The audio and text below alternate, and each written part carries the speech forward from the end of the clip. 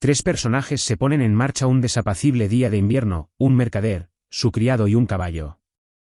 Al mercader le guía el deseo de acumular fortuna, hay un bosquecillo en venta y no quiere que nadie se le adelante. El criado y el caballo viajan simplemente a donde les lleva su destino.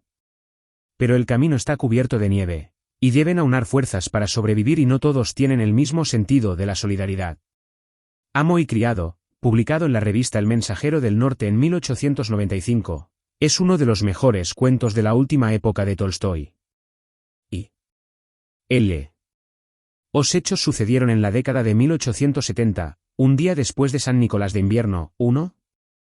En la parroquia había una fiesta y el posadero de la aldea, Vasili Andreich Brejunov, mercader de la segunda corporación, 2, no había podido dejar de asistir, pues era el mayordomo de la iglesia, después había tenido que atender en su casa a familiares y conocidos.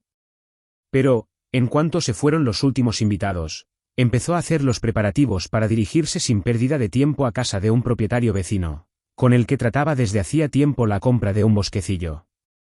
Vasili Andreich tenía prisa por marcharse porque temía que algún mercader de la ciudad le arrebatase una adquisición tan ventajosa.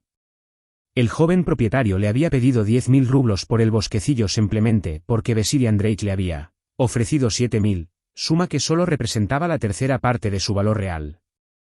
Es posible que Vasili Andreich hubiera podido bajar el precio, ya que el bosque se encontraba en su comarca y hacía tiempo que los mercaderes de otras ciudades y él habían establecido un acuerdo para que ninguno de ellos encareciese los precios en el distrito de otro, pero Vasili Andreich se había enterado de que los tratantes de madera del distrito tenían intención de pujar por el bosque de Gloriachkino, así que había decidido partir cuanto antes y cerrar un trato con el propietario.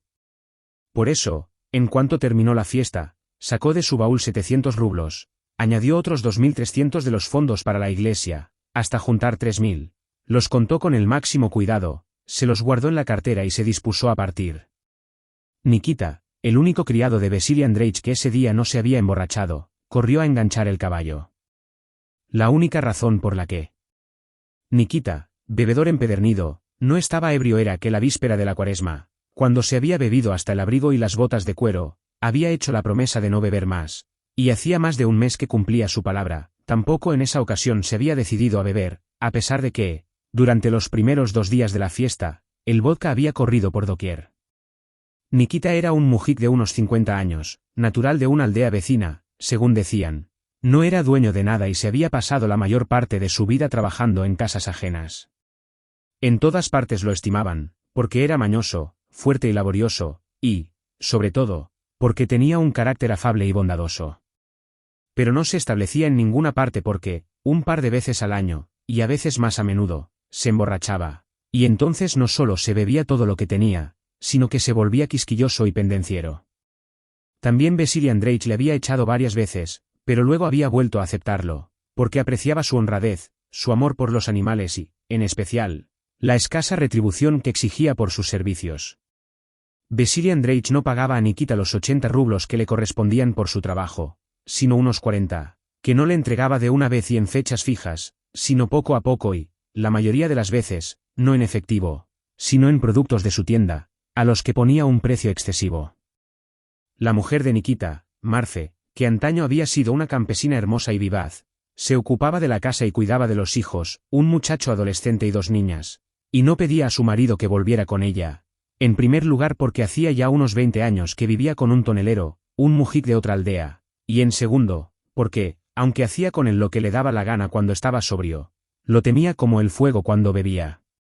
Un día Nikita se había emborrachado en casa y, probablemente para resarcirse de su sumisión cuando estaba sobrio, había forzado el baúl de su mujer, había cogido sus mejores prendas y las había reducido a pedazos con un hacha.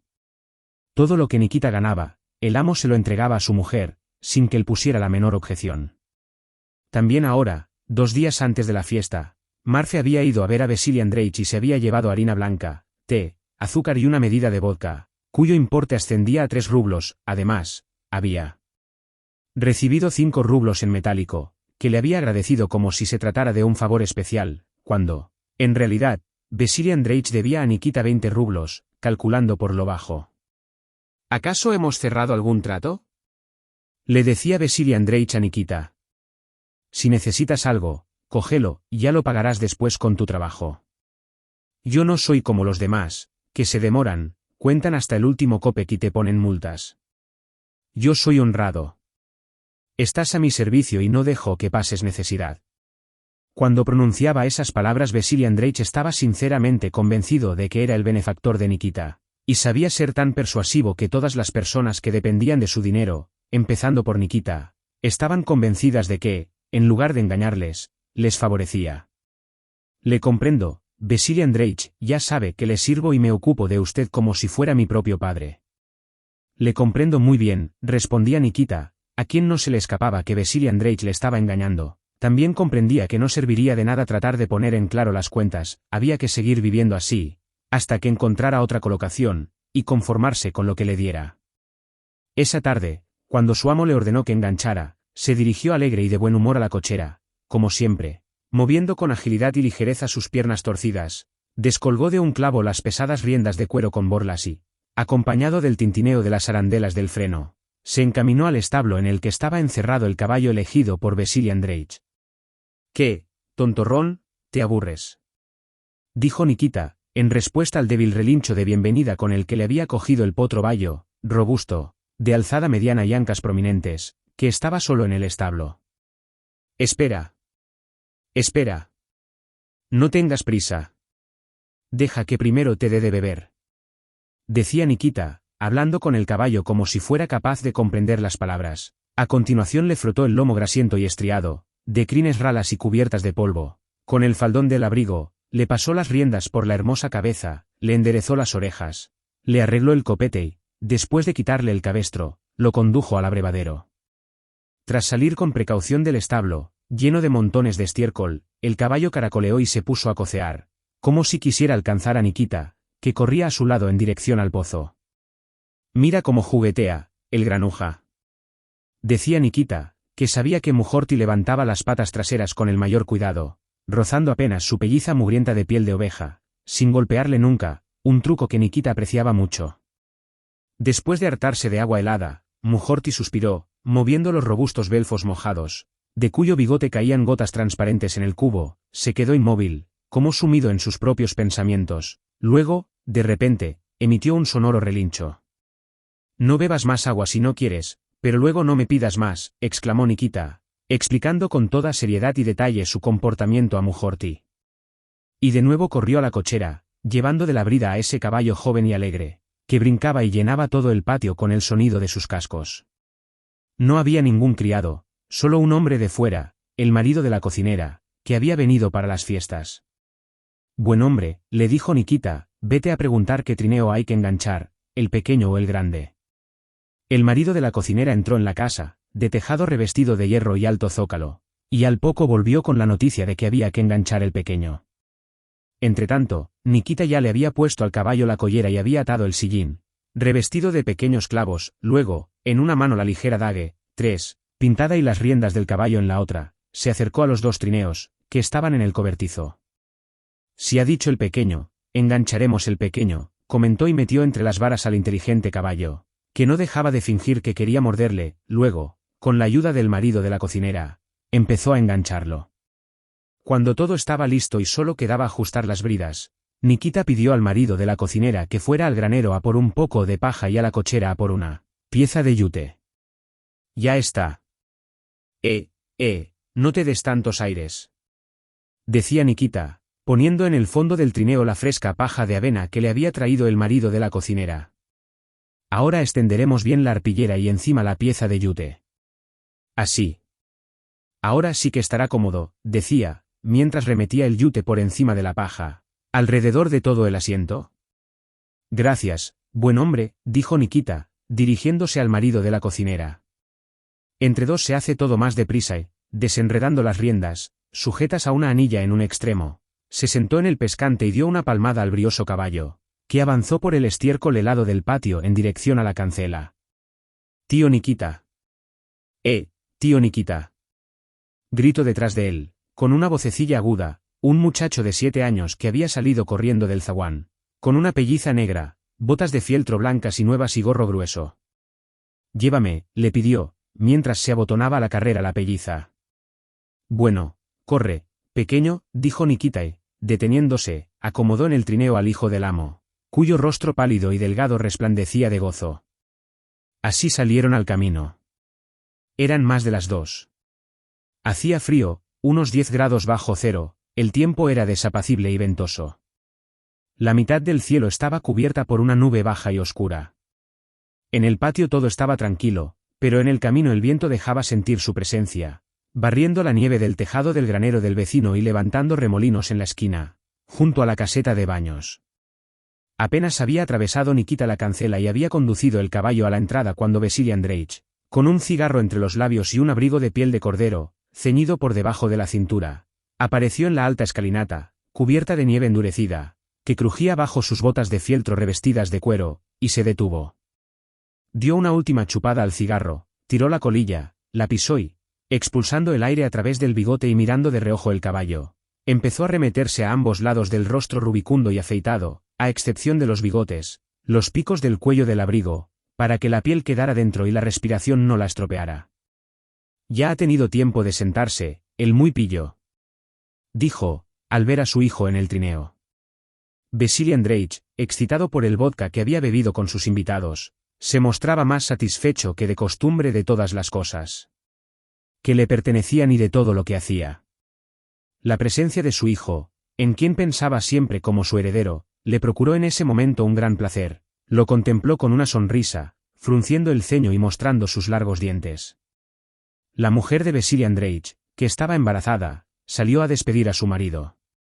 Pálida, delgada, se detuvo detrás de él, en la entrada, con la cabeza y los hombros cubiertos por un chal de lana, que solo dejaba al descubierto sus ojos. Deberías llevarte a Nikita, dijo, atravesando el umbral con pasos indecisos. Era evidente que a Vasili Andreich le habían molestado esas palabras, pues, en lugar de responder, frunció el ceño con aire irritado y escupió. Llevas el dinero, continuó la mujer, con la misma voz quejumbrosa. Además, el tiempo puede empeorar. Hazme caso, por el amor de Dios. ¿Te figuras que no conozco el camino y necesito un guía? Exclamó Vasili Andreich, recalcando cada sílaba y comprimiendo los labios de forma poco natural, como solía hacer cuando hablaba con compradores y vendedores. Llévatelo, por el amor de Dios. Repitió la mujer, ajustándose mejor el chal sobre los hombros. Y dale, ¿dónde quieres que lo lleve? Yo no tengo ningún inconveniente en ir con usted, dijo Nikita con voz alegre. Pero alguien tendrá que dar de comer a los caballos en mi lugar, añadió, dirigiéndose al ama. Yo me ocuparé, Nikita. Mandaré a Semión, dijo el ama. Entonces, Vasili Andreich, ¿voy con usted? Dijo Nikita, esperando una decisión. Por lo visto, no me queda más remedio que dar gusto a la vieja. Pero, si vas a venir conmigo, ponte alguna prenda de más abrigo, dijo Vasili Andreich, sonriendo y señalando con un guiño la pelliza de piel de oveja de Nikita, desgarrada en las axilas, la espalda y los bordes, raída y deformada, con flecos en los faldones, que debía haber pasado por toda clase de vicisitudes. Buen hombre, ven a sujetar un momento el caballo. Gritó Nikita al marido de la cocinera, que estaba en el patio. Yo. Chilló el niño, sacando de los bolsillos las manos moradas de frío y cogiendo las riendas heladas. Pero no tardes mucho en ponerte guapo. Date prisa. Gritó en broma Vasili Andreich. Vuelvo enseguida, padrecito Vasili Andreich. Replicó Nikita y, con un rápido relampagueo de las calzas, metidas por dentro de las viejas botas, con suelas de fieltro, atravesó corriendo el patio y entró en la isba de los trabajadores. Arinuska, dame el abrigo que hay encima de la estufa. Me voy con el amo. Dijo Nikita, mientras entraba corriendo y cogía un cinturón que había colgado de un clavo. La cocinera, que se había echado una siesta después de la comida y ahora estaba preparando el samovar para su marido, recibió con alegría a Nikita, contagiada de sus prisas, empezó a moverse con la misma premura, alcanzó un caftán de paño muy raído y gastado que estaba secándose en la estufa y se puso a sacudirlo y a quitarle las arrugas. Ahora podrás pasar un buen rato con tu marido, le dijo Nikita, cuyo extremado sentido de la cortesía le llevaba a hacer un comentario siempre que se quedaba a solas con alguien. Luego, poniéndose el cinturón estrecho y astroso, encogió el vientre, ya bastante delgado de por sí, y se ciñó todo lo que pudo.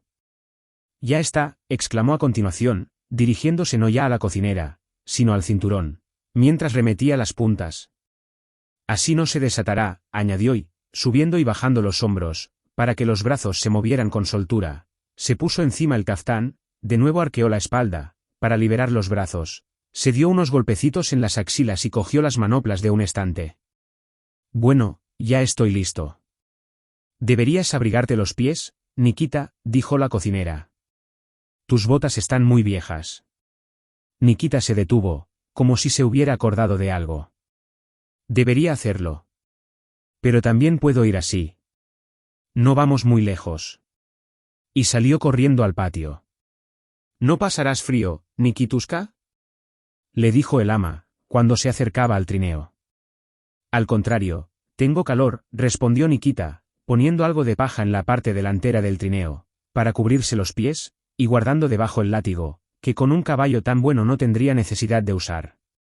Vasily Andreich ya estaba sentado en el trineo, ocupando casi todo el curvo respaldo con su espalda envuelta en dos pellizas, enseguida cogió las riendas y las sacudió. Nikita saltó al trineo en marcha y se acomodó delante, a la izquierda, con una pierna colgando. 2.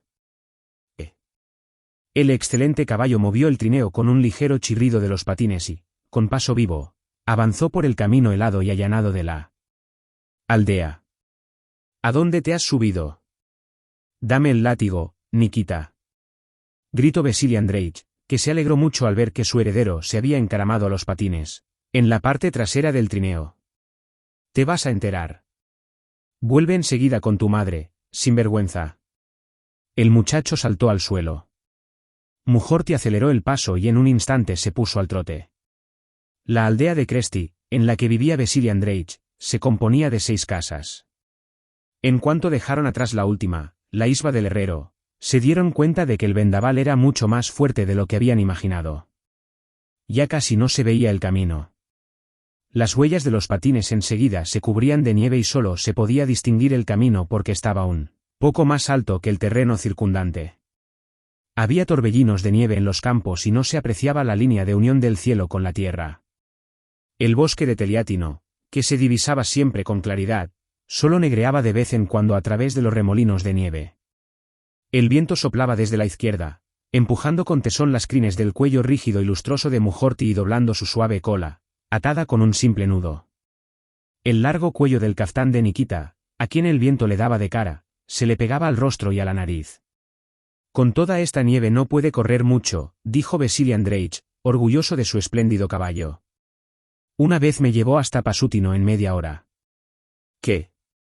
Preguntó Nikita, a quien el cuello del caftán le había impedido distinguir las palabras.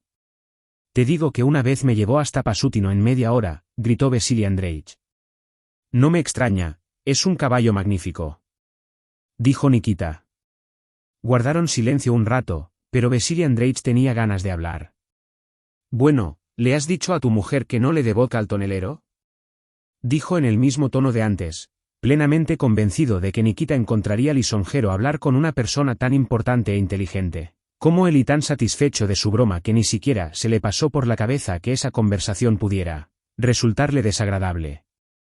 También en esta ocasión el viento impidió a Nikita oír las palabras del amo.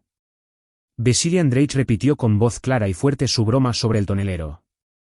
Que se quede con Dios, Vasily Andreich. Yo no me meto en esas cosas. Me basta con que trate bien al niño. De lo demás no quiero saber nada. Tienes razón, dijo Vasily Andreich.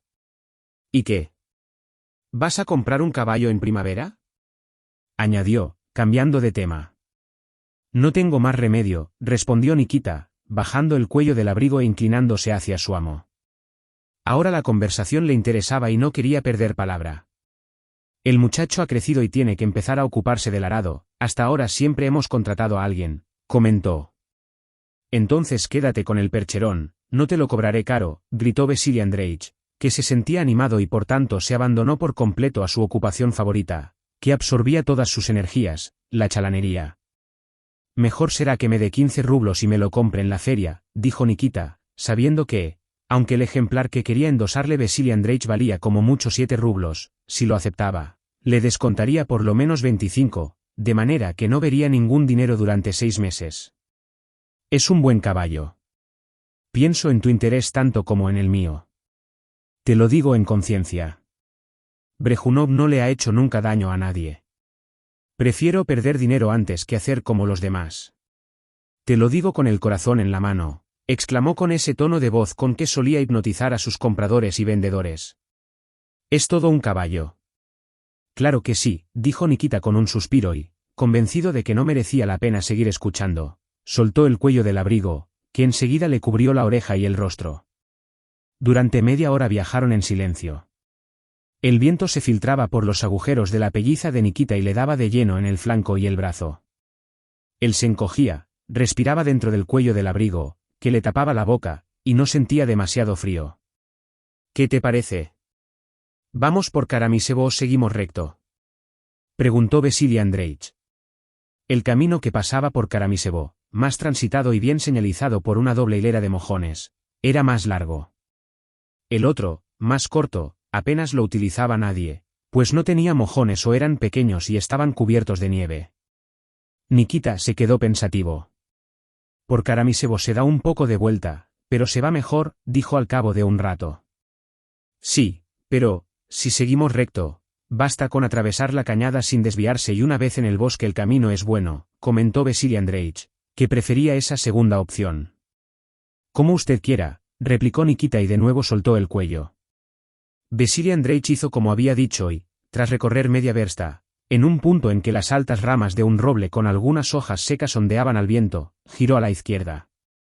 En ese momento, el viento, que antes soplaba de lado, les dio casi de frente. Empezaron a caer unos finos copos de nieve. Vasili Andreich, que sostenía las riendas, hinchaba las mejillas y soltaba el aire por debajo del bigote. Nikita daba cabezadas. Viajaron en silencio durante unos 10 minutos. De pronto Vasili Andreich dijo algo. ¿Qué?, preguntó Nikita, abriendo los ojos. Vasili Andreich, sin responder, se inclinó y se puso a mirar adelante y atrás. El caballo, con las ingles y el cuello cubiertos de sudor, avanzaba al paso. ¿Qué ha dicho?, repitió Nikita. ¿Qué? Le remedó Vasili Andreich con enfado. Ya no veo los mojones. Me parece que nos hemos perdido. Entonces deténgase y echaré un vistazo, dijo Nikita y, apeándose con agilidad del trineo, cogió el látigo de debajo de la paja y se dirigió a la izquierda. Ese año no había caído mucha nieve, por lo que se podía caminar por todas partes, aunque en algunos puntos llegaba hasta las rodillas y se metía en las botas. Nikita tanteaba el terreno con los pies y con el látigo, pero el camino no aparecía por ninguna parte. Bueno, ¿qué?, preguntó Vasili Andreich cuando regresó Nikita. Por ese lado no hay ningún camino. Voy a ver por el otro. Allí al fondo se ve algo negro. Vete a ver qué es. Nikita se dirigió hacia ese punto y comprobó que la mancha oscura no era más que un puñado de tierra, que el viento había arrastrado desde las desnudas sementeras de invierno y había esparcido sobre la nieve, tiñéndola de negro. Después de andar también un poco por la derecha, Nikita regresó, se sacudió la nieve, se limpió las botas y se sentó. Hay que ir a la derecha, dijo con decisión. Antes el viento soplaba desde el lado izquierdo y ahora me da directamente en el hocico. Vamos por la derecha, exclamó con firmeza. Vasili Andreich le obedeció y tomó por la derecha. Pero no había ni rastro del camino. Continuaron en la misma dirección durante un rato. El viento no amainaba y seguía nevando. No cabe duda de que nos hemos perdido, Vasili Andreich, dijo de pronto Nikita con un dejo de satisfacción. ¿Qué es eso?, añadió a continuación, señalando unas hojas negras de patata, que despuntaban en la nieve. Vasili Andreich detuvo el caballo, que estaba ya empapado en sudor y movía con esfuerzo las ancas torneadas. ¿Qué es?, preguntó. Estamos en el campo de Zaharovka. A buen sitio hemos ido a parar. ¿Mientes?, gritó Vasili Andreich. No, Vasili Andreich, digo la verdad, replicó Nikita. A juzgar por el ruido que hace el trineo, estamos en un sembrado de patatas. Mire esos montones de hojas. Estamos en el campo de la fábrica de Zaharovka. Hay que ver dónde hemos acabado. dijo Vasily Andreich. ¿Y ahora qué hacemos? Tenemos que seguir recto, eso es todo. Y ya llegaremos a algún sitio, dijo Nikita. Si no a Zaharovka, al menos a la granja del propietario. Vasily Andreich obedeció y dejó que el caballo siguiera la dirección indicada por Nikita. Así viajaron durante un buen rato. De vez en cuando atravesaban campos desnudos y el trineo chirriaba en los terrones helados. A veces cruzaban campos de rastrojos de trigo de otoño o primavera, en los que despuntaban entre la nieve matas de ajenjo y pajas mecidas por el viento, o se internaban en un campo cubierto de una espesa y uniforme capa de nieve, por encima de la cual no se veía nada. La nieve caía desde arriba y a veces llegaba también desde abajo, levantada por el viento. Era evidente que el caballo estaba extenuado, con las crines encrespadas por el sudor y cubiertas de escarcha, y avanzaba al paso. De pronto se tambaleó y cayó en una zanja o en el lecho de un río. Vasily Andreich quiso detenerse, pero Nikita le gritó: ¿por qué lo retiene? Nos hemos hundido y tenemos que salir. Vamos, bonito. Vamos, amigo. Gritó con voz alegre al caballo, saltando del trineo y metiéndose en la zanja. El caballo se lanzó hacia adelante y no tardó en salir a un terraplén helado. Por lo visto era una zanja que alguien había cavado en ese punto. ¿Dónde estamos?, dijo Vasily Andreich. Ahora lo sabremos, respondió Nikita. Siga adelante y ya llegaremos a algún sitio. ¿No es ese el bosque de Goriachkino?, dijo Vasily Andreich, señalando una mancha oscura que destacaba entre la nieve, justo enfrente. Ya veremos qué bosque es cuando lleguemos, dijo Nikita. Había visto que, a un lado de esa mancha negra, revoloteaban unas hojas secas y alargadas de sauce. Ese detalle le había permitido deducir que no era un bosque, sino un lugar habitado, pero no quiso decirlo y, en efecto, aún no habían recorrido ni 10 sacens, 4, desde que salieron de la zanja cuando divisaron las siluetas de unos árboles y oyeron un sonido nuevo y desolado. Nikita no se había equivocado, no era un bosque, sino una hilera de altos sauces en cuyas ramas aún se agitaba alguna que otra hoja. Evidentemente los habían plantado alrededor de la zanja de una era. Cuando llegaron a la altura de los sauces, que ululaban tristemente, zarandeados a su antojo por el viento, el caballo plantó de pronto las manos a mayor altura que el trineo, luego hizo lo propio con las patas traseras, giró a la izquierda y dejó de hundirse en la nieve hasta las rodillas. Habían salido a un camino. Hemos llegado, dijo Nikita, aunque no sabemos a dónde. El caballo avanzó sin vacilar por el camino cubierto de nieve. No habían recorrido ni 40 sacens cuando se divisó la banda negra y enhiesta de la cerca de un granero, y a mayor altura un tejado cubierto de una espesa capa de nieve, que se derramaba sin parar. Cuando dejaron atrás el granero, el camino giró en la dirección del viento y el trineo se topó con un montón de nieve. Más allá se divisaba un sendero que discurría entre dos casas, señal de que ese montón se había formado en medio del camino y había que atravesarlo. En efecto, nada más hacerlo, desembocaron en una calle. En el primer patio, colgadas de una cuerda, revoloteaban desesperadamente unas prendas congeladas, una camisa roja, otra blanca, unos calzones, unas calzas y una falda. La camisa blanca se debatía con especial desesperación, agitando las mangas. Aunque es día de fiesta, esa mujer no ha recogido la ropa.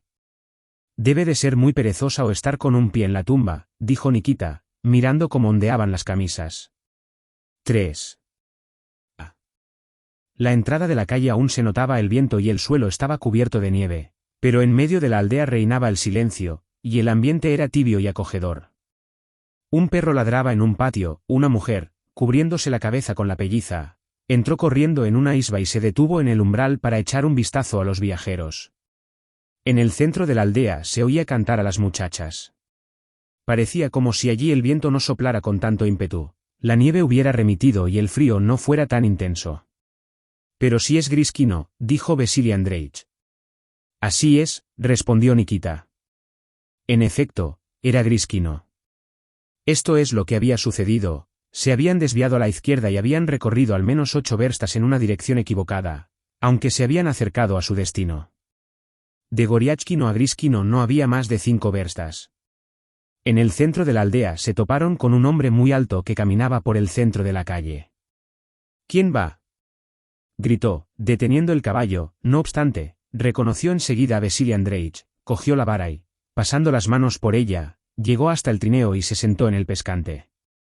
Era el campesino Isai, conocido de Vasili Andreich, que tenía fama de ser el mayor ladrón de caballos de la región.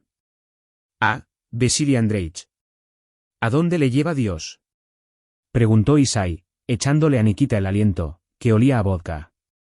Tenía intención de ir a Goriachkino. Y mira dónde ha ido a parar. Tenía que haber ido por Malajovo.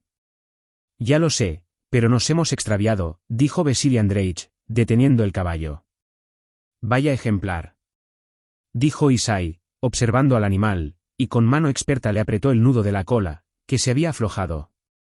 ¿Va a pasar aquí la noche? No, amigo, tengo que seguir sin falta. Ya veo. ¿Y este quién es? Ah, Nikita Stepanich. ¿Y quién si no? Respondió Nikita. Dime, buen hombre, ¿qué debemos hacer para no volver a perdernos? No hay cuidado. Da la vuelta, cruza la calle y, cuando salgas, sigue siempre derecho. No vayas a la izquierda. Y, cuando llegues a la carretera, gira a la derecha. Y una vez en la carretera, ¿qué camino debemos tomar? ¿El de verano o el de invierno?, preguntó Nikita. El de invierno. En cuanto llegues, verás unos arbustos, justo enfrente hay un mojón, un gran tocón de roble con ramas. Allí tienes que girar. Vasili Andreich dio la vuelta y atravesó de nuevo la aldea. Más valdría que pasarais aquí la noche, les gritó Isai. Pero Vasili Andreich no le respondió y siguió azuzando al caballo. Le parecía fácil recorrer 5 verstas por un camino llano, 2 de ellas a través del bosque, sobre todo ahora que el viento se había calmado y había dejado de nevar. Volvieron a recorrer la lisa calle, en la que despuntaban aquí y allá montones negros de estiércol. Pasaron por delante del patio con la ropa tendida, donde la camisa blanca colgaba de una manga helada y estaba a punto de caerse. Se toparon de nuevo con los sauces, que ululaban terriblemente, y salieron otra vez a campo abierto. La nevasca, en lugar de amainar, parecía haberse recrudecido. Todo el camino estaba cubierto de nieve, solo gracias a los mojones podían saber que no se habían perdido, pero era difícil distinguirlos, porque el viento les daba de cara. Vasili Andreich entornaba los ojos, inclinaba la cabeza y se esforzaba por divisar los tocones, pero la mayor parte del tiempo dejaba que el caballo eligiera la ruta, porque se fiaba de él y, en efecto, el caballo no se extraviaba, torcía tan pronto a la derecha como a la izquierda, según las curvas del camino, que percibía bajo los cascos. Así pues, a pesar de que la nieve arreciaba y el viento soplaba con mayor fuerza, seguían viendo los tocones, ya a un lado, ya a otro. Siguieron de ese modo unos 10 minutos. De pronto, delante mismo del caballo, surgió algo negro que se movía en la cortina oblicua de la nieve, zarandeada por el viento. Era otro trineo. Mujorti lo alcanzó y golpeó con los cascos la parte trasera del asiento. «¡Pasa!», gritaron desde el trineo. Vasili Andreich inició la maniobra de adelantamiento. En el trineo iban 3 hombres y una mujer. Probablemente volvían de las fiestas. Uno de los hombres fustigaba con una vara la grupa cubierta de nieve del caballo, mientras los otros 2, sentados enfrente, agitaban los brazos y gritaban. La mujer, arrebujada en el abrigo y cubierta de nieve de la cabeza a los pies, iba sentada en la parte trasera del trineo, con aire sombrío, y no se movía.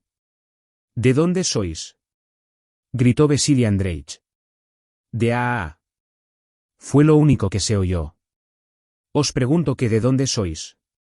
«De A», gritó uno de los hombres con todas sus fuerzas, a pesar de lo cual no hubo manera de saber lo que había dicho. «Corre. No te quedes atrás», gritó otro, sin dejar de golpear al caballo con la vara. «¿Qué, volvéis de las fiestas? Vamos, vamos. Corre, Siomka. Adelántalos. Corre». Los trineos chocaron y estuvieron a punto de engancharse, luego se separaron y el de los campesinos empezó a quedarse rezagado.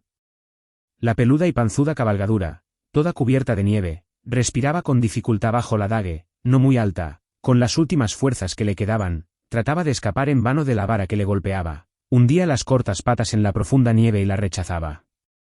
Su joven hocico, con el labio inferior protuberante, como el de los peces, Los hollares dilatados y las orejas dobladas por el miedo, fue unos segundos junto al hombro de Nikita, pero luego se quedó atrás. Hay que ver lo que hace el vodka, dijo Nikita. Han cosido a golpes al pobre caballo. Serán paganos. Durante unos minutos siguieron oyéndose los jadeos del caballo maltratado y los gritos de los campesinos borrachos, luego los jadeos se callaron, a continuación los gritos, y volvió a reinar el silencio más absoluto, solo quebrado por el aullido del viento, que soplaba junto a las orejas, y por el débil chirrido de los patines en los tramos en los que alguna ráfaga había barrido la nieve. Ese encuentro alegró y animó a Vasili Andreich, que, lleno de confianza en el caballo, empezó a fustigarle con mayor energía, sin fijarse ya en los tocones. Nikita no tenía nada que hacer y, como siempre en tales casos, se quedó adormilado, para recuperar las muchas horas de sueño perdidas. De pronto el caballo se detuvo y Nikita estuvo a punto de caerse de bruces. Otra vez vamos mal, dijo Vasili Andreich. ¿Por qué? No se ven los mojones. Me parece que hemos vuelto a perder el camino. En ese caso, tenemos que encontrarlo, dijo lacónicamente Nikita. A continuación se apeó y, torciendo los pies hacia adentro, se puso a andar con desenvoltura por la nieve. Deambuló durante un buen rato, tan pronto desapareciendo como volviendo a aparecer hasta que finalmente regresó.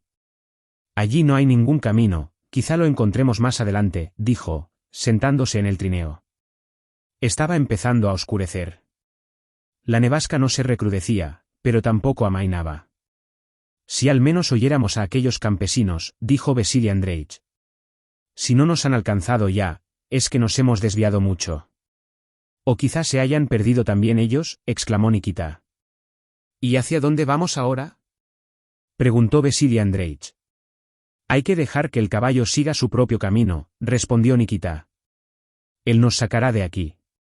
Deme las riendas. Vasili Andreich se las entregó de buena gana, ya que sus manos empezaban a entumecerse, a pesar de los gruesos guantes que llevaba. Nikita las cogió y las sostuvo sin moverlas, confiando en la sagacidad de su caballo preferido. Y, en efecto, el inteligente caballo, volviendo a uno y otro lado tan pronto la oreja derecha como la izquierda, empezó a girar. Solo le falta hablar, comentó Nikita. Fíjese en lo que hace. Vamos, vamos. Ya lo creo que sabes el camino. Así, así. El viento empezó a soplar de espaldas y la sensación de frío disminuyó. ¡Qué listo es! Siguió Nikita con sus elogios. Nuestro kirguizo es fuerte pero estúpido. En cambio mire cómo mueve las orejas. No necesita ver los postes del telégrafo. Huele el camino a una versta de distancia. No había pasado media hora cuando delante de ellos empezó a divisarse una mancha negra, tal vez un bosque o una aldea, y a la derecha volvieron a aparecer los mojones. Por lo visto, habían vuelto de nuevo al camino. Estamos otra vez en Griskino, dijo de pronto Nikita. En efecto, a la izquierda se alzaba el mismo granero de cuyo tejado caía la nieve y algo más adelante la misma cuerda con la ropa congelada, las camisas y los calzones seguían agitándose desesperadamente a merced del viento. Volvieron a internarse en la calle y de nuevo todo se volvió sereno, tibio y alegre. Volvieron a ver el camino manchado de estiércol, oyeron voces, canciones, ladridos. Había oscurecido tanto que en algunas ventanas brillaban las luces. Una vez recorrida la mitad de la calle, Vasili Andreich dirigió el caballo hacia una casa grande de ladrillo, compuesta de 2 cuerpos, y se detuvo delante del porche.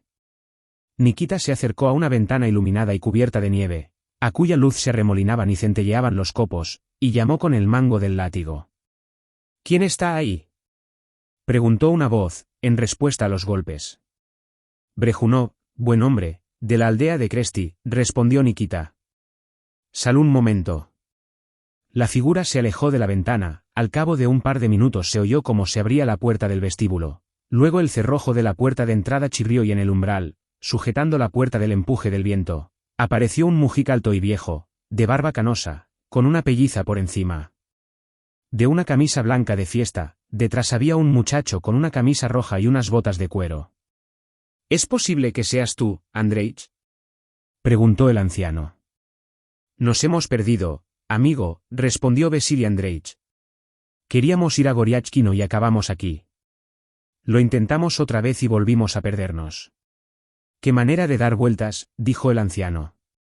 «Petrushka, vete a abrir la cancela», añadió, dirigiéndose al muchacho de la camisa roja. «Ahora mismo», respondió el muchacho, con voz alegre, y salió corriendo al zaguán. «No vamos a pasar aquí la noche, amigo», dijo Vasili Andreich. «¿Y a dónde vas a ir ahora?» «Ya ha oscurecido. Me gustaría quedarme, pero tengo que seguir. Los asuntos me reclaman, amigo». «Al menos pasa a calentarte un poco, acabamos de preparar el samovar», dijo el anciano. «Está bien», dijo Vasili Andreich. «No creo que la oscuridad aumente, al contrario, cuando salga la luna, habrá algo más de claridad». «¿Qué, Nikita? ¿Entramos un momento a calentarnos?» «¿Por qué no?», dijo Nikita, que estaba aterido de frío y deseaba desentumecer sus miembros. Vasili Andreich siguió al anciano al interior de la isba, mientras Nikita atravesaba la cancela que le había abierto Petrushka y, siguiendo su consejo, llevaba el caballo al cobertizo. El suelo estaba cubierto de una capa de estiércol y la alta dague tropezó con una percha. Las gallinas y el gallo que se habían posado allí para pasar la noche cacarearon malhumorados y se aferraron con las patas a la madera. Las ovejas, alarmadas, pisoteando el estiércol helado, se dirigieron todas a un extremo del cobertizo. El perro lanzó un aullido desesperado, en el que vibraban el temor y rabia, y luego se puso a ladrar como un cachorro al extraño. Nikita habló con todos, pidió perdón a las gallinas y las tranquilizó, prometiéndoles que no las molestaría más. Reprochó a las ovejas que se hubieran asustado sin motivo y reprendió al perro mientras ataba al caballo. «Así estarás bien», dijo, sacudiéndose la nieve de encima. «Qué manera de ladrar», añadió, dirigiéndose al perro. «Basta ya. Basta ya, perro estúpido. No hay razón para que te inquietes así. Somos amigos, no ladrones, son los tres consejeros de la casa, como suele decirse», dijo el muchacho, y con sus fuertes brazos puso bajo techo el trineo, que había quedado fuera. «¿A qué consejeros te refieres?», preguntó Nikita. «Así se dice en el Poulsen, 5. Cuando un ladrón se acerca furtivamente a una casa, el perro ladra, eso quiere decir, no te duermas, vigila. Cuando el gallo canta quiere decir, levántate. Y cuando el gato se lava quiere decir que se acerca un invitado bienvenido y que hay que prepararse para recibirlo», dijo el muchacho con una sonrisa. Petruja sabía leer y escribir y se había aprendido casi de memoria el único libro que tenía, el Poulsen. Le gustaba mucho citar sentencias que en su opinión venían al caso, sobre todo cuando había bebido un poco, como ese día. «Así es», dijo Nikita. «Supongo que habrás pasado mucho frío», añadió Petruja. «Un poco», dijo Nikita y, atravesando el patio y el zaguán, entraron en la isba. 4. L. La casa en la que se había detenido Vasili Andreich era una de las más ricas de la aldea. La familia poseía 5 lotes y había arrendado algunos más. Tenían 6 caballos, 3 vacas, 2 terneros y unas 20 ovejas. La familia se componía de 22 personas, 4 hijos casados, 6 nietos, de los que cuales solo Petruja estaba casado, 2 bisnietos, 3 huérfanos y 4 nueras con sus hijos. Era una de las pocas familias que no habían dividido el patrimonio, pero también allí la discordia estaba realizando su sorda y secreta labor, que se había iniciado, como de costumbre, entre las mujeres, y que en poco tiempo conduciría a una separación inexorable. 2 de los hijos vivían en Moscú, donde trabajaban como aguadores, y otro era soldado. En ese momento se encontraban en la casa el viejo, la vieja, su segundo hijo, que era el verdadero dueño de la hacienda, el hijo mayor, que había venido de Moscú para pasar las fiestas, y todas las mujeres y los niños. Además de la gente de casa había un huésped, vecino y compadre de la familia. Por encima de la mesa colgaba una lámpara con pantalla, que iluminaba vivamente el servicio de té, una botella de vodka, los entremeses y las paredes de ladrillo, en uno de cuyos rincones se disponían los iconos, circundados a uno y otro lado de cuadros. En el lugar de preferencia estaba sentado Vasili Andreich, con su zamarra negra, se chupaba el bigote helado y observaba la habitación y a las personas que le rodeaban con sus ojos saltones de gavilán. Le acompañaban el viejo dueño de la casa, calvo, de barba canosa, con una camisa blanca tejida en casa, el hijo que había venido de Moscú para pasar las fiestas, de espalda y hombros robustos, vestido con una camisa fina de percal, el otro hijo, que gobernaba la casa, también de anchas espaldas, Y un mujica enjuto y pelirrojo, el vecino. Habían bebido vodka y comido entremeses y ahora se disponían a tomar el té. El samovar borboteaba ya en el suelo, junto a la estufa. Los niños se habían acomodado en camastros y en el pollo de la estufa. Una mujer sentada en un banco se inclinaba sobre una cuna. La vieja dueña de la casa, con el rostro surcado de pequeñas arrugas, que le marcaban incluso los labios, se desvivía por agasajar a Vasily Andreich. En el momento en que Nikita entró en la isba, la dueña estaba tendiendo al huésped un grueso vaso de cristal, que acababa de llenar de vodka. No lo rechaces, Vasily Andreich. No puedes negarte. Hay que celebrar las fiestas, dijo. Bebe, querido. Cuando Nikita, que estaba aterido y agotado, vio el vodka sintió una profunda turbación. Frunció el ceño y, sacudiéndose la nieve del gorro y del caftán, se situó frente a los iconos y, como si no hubiese visto a nadie, se santiguó y se inclinó 3 veces, luego, volviéndose al viejo dueño de la casa, hizo una reverencia. A continuación saludó a todos los que se habían reunido alrededor de la mesa y por último se dirigió a las mujeres que estaban de pie junto a la estufa, al tiempo que susurraba, «Felices fiestas». Empezó a quitarse el abrigo, sin mirar a la mesa. «Estás todo cubierto de escarcha», dijo el hermano mayor, mirando el rostro, los ojos y la barba de Nikita, completamente blancos. Nikita se quitó el caftán, volvió a sacudirlo, lo colgó de la estufa y se acercó a la mesa. También a él le ofrecieron un vaso de vodka. Pasó por un momento de tormentosa vacilación y estuvo a punto de aceptarlo y echarse al gaznate ese líquido, luminoso y fragante, pero, tras dirigir una mirada a Vasily Andreich, recordó su voto, las botas gastadas en bebida, la imagen del tonelero y la de su propio hijo, a quien había prometido comprar un caballo en primavera, suspiró y lo rechazó. Se lo agradezco humildemente, pero no bebo, dijo, frunciendo el ceño, y se sentó en un banco, cerca de la segunda ventana. ¿Y cómo es eso?, preguntó el hermano mayor. No bebo y basta, dijo Nikita, sin levantar la vista, al tiempo que miraba de reojo su bigote ralo y su barba y los limpiaba de escarcha. No le sienta bien, intervino Vasily Andreich, masticando una rosquilla que había cogido después de vaciar el vaso de vodka. Bueno, entonces toma una taza de té, dijo la amable anciana. Debes de estar helado, muchacho. ¿Qué, mujeres, acabáis de preparar de una vez el samovar? Ya está listo, respondió una joven y, tras secar con un mandil el samovar tapado, que ya hervía, lo transportó con mucho esfuerzo hasta la mesa, lo levantó y lo depositó con un ruido sordo. Entretanto Vasily Andreich contaba cómo se habían extraviado, cómo habían vuelto por 2 veces a la misma aldea, cómo habían vagado por los campos y cómo se habían encontrado con unos mujiks borrachos. Los dueños de la casa se admiraban, explicaban dónde y por qué habían perdido el camino, quiénes eran los borrachos con los que se habían topado y les explicaban por dónde tenían que ir. Hasta un niño pequeño sería capaz de llegar a Molchanovka. Lo único que hay que hacer es girar en el lugar preciso de la carretera, justo donde se alza un arbusto. Pero no habéis llegado hasta allí, dijo el vecino. Deberíais quedaros a pasar la noche.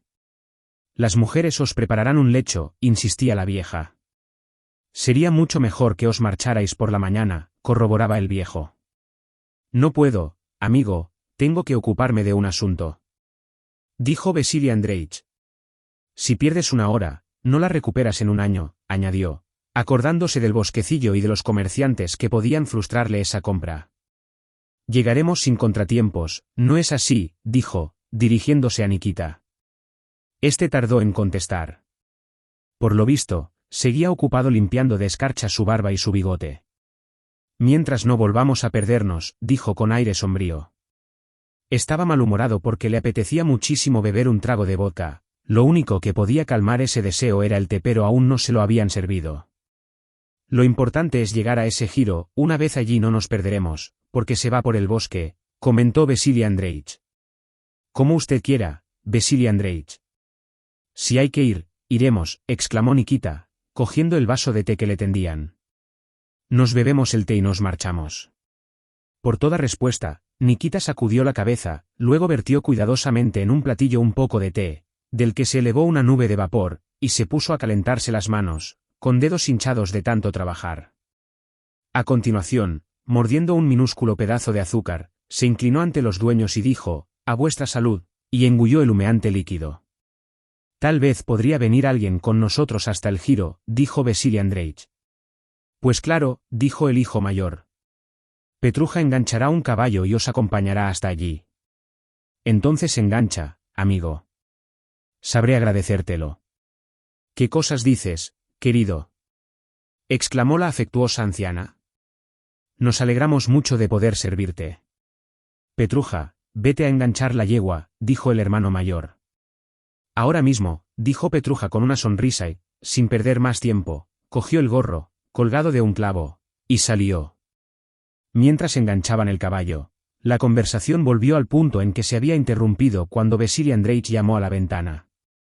El anciano se quejaba al vecino, que era el jefe de la aldea, de que su tercer hijo no le había mandado nada para las fiestas, mientras a su mujer le había comprado un pañuelo francés. Los jóvenes hacen lo que les da la gana, dijo el anciano. Así es, dijo el vecino, y no se puede hacer nada. Saben demasiado. Ahí tiene usted a Demochkin, que le ha roto un brazo a su padre. Por lo visto, todo se debe a que son demasiado listos. Nikita escuchaba con atención y observaba los rostros de los presentes. Era evidente que le gustaría tomar parte en la conversación, pero estaba tan ocupado bebiendo té que se limitaba a sentir con la cabeza. Vaciaba un vaso tras otro y cada vez sentía más calor y una mayor sensación de bienestar. Siguieron hablando durante un buen rato, siempre del mismo tema, el perjuicio que ocasionaba la división del patrimonio. Se veía que no se trataba de una conversación abstracta, sino que se ocupaba de la división de esa hacienda, exigida por el segundo hijo, que escuchaba con aire sombrío. Sin duda, era una cuestión dolorosa y preocupaba a todos los miembros de la familia, aunque por decoro no hablaban de su caso particular en presencia de extraños. Solo al final el anciano no pudo contenerse y exclamó con voz llorosa que, mientras él viviese, nunca permitiría que se dividiese el patrimonio, que su hacienda era próspera, gracias a Dios, y que, si la dividían, todos acabarían mendigando. Igual que los Matveyev, dijo el vecino. Tenían una buena hacienda, pero después la dividieron y se quedaron sin nada. Eso es lo que pretendes tú, dijo el anciano, dirigiéndose a su hijo, que no respondió. Se produjo un silencio embarazoso, interrumpido por Petruja, que ya había enganchado el caballo y llevaba unos minutos en la casa, donde había escuchado la conversación con una sonrisa en los labios. En el Poulsen hay una fábula al respecto, dijo. Un padre les dio a sus hijos una escoba para que la rompieran. Al principio no lo consiguieron, pero luego empezaron a quitar una ramita tras otra y todo se volvió fácil. Así sucede también en este caso, exclamó, con una amplia sonrisa. Ya está listo el trineo, añadió. Pues vamos, dijo Vasili Andreich. En lo que respecta a la división, abuelo, no cedas. Tú has reunido el patrimonio y tú eres el amo. Es mejor que vayas a ver al juez de paz. Él te dirá lo que tienes que hacer. Pero él sigue dale que dale, añadió el anciano con voz llorosa.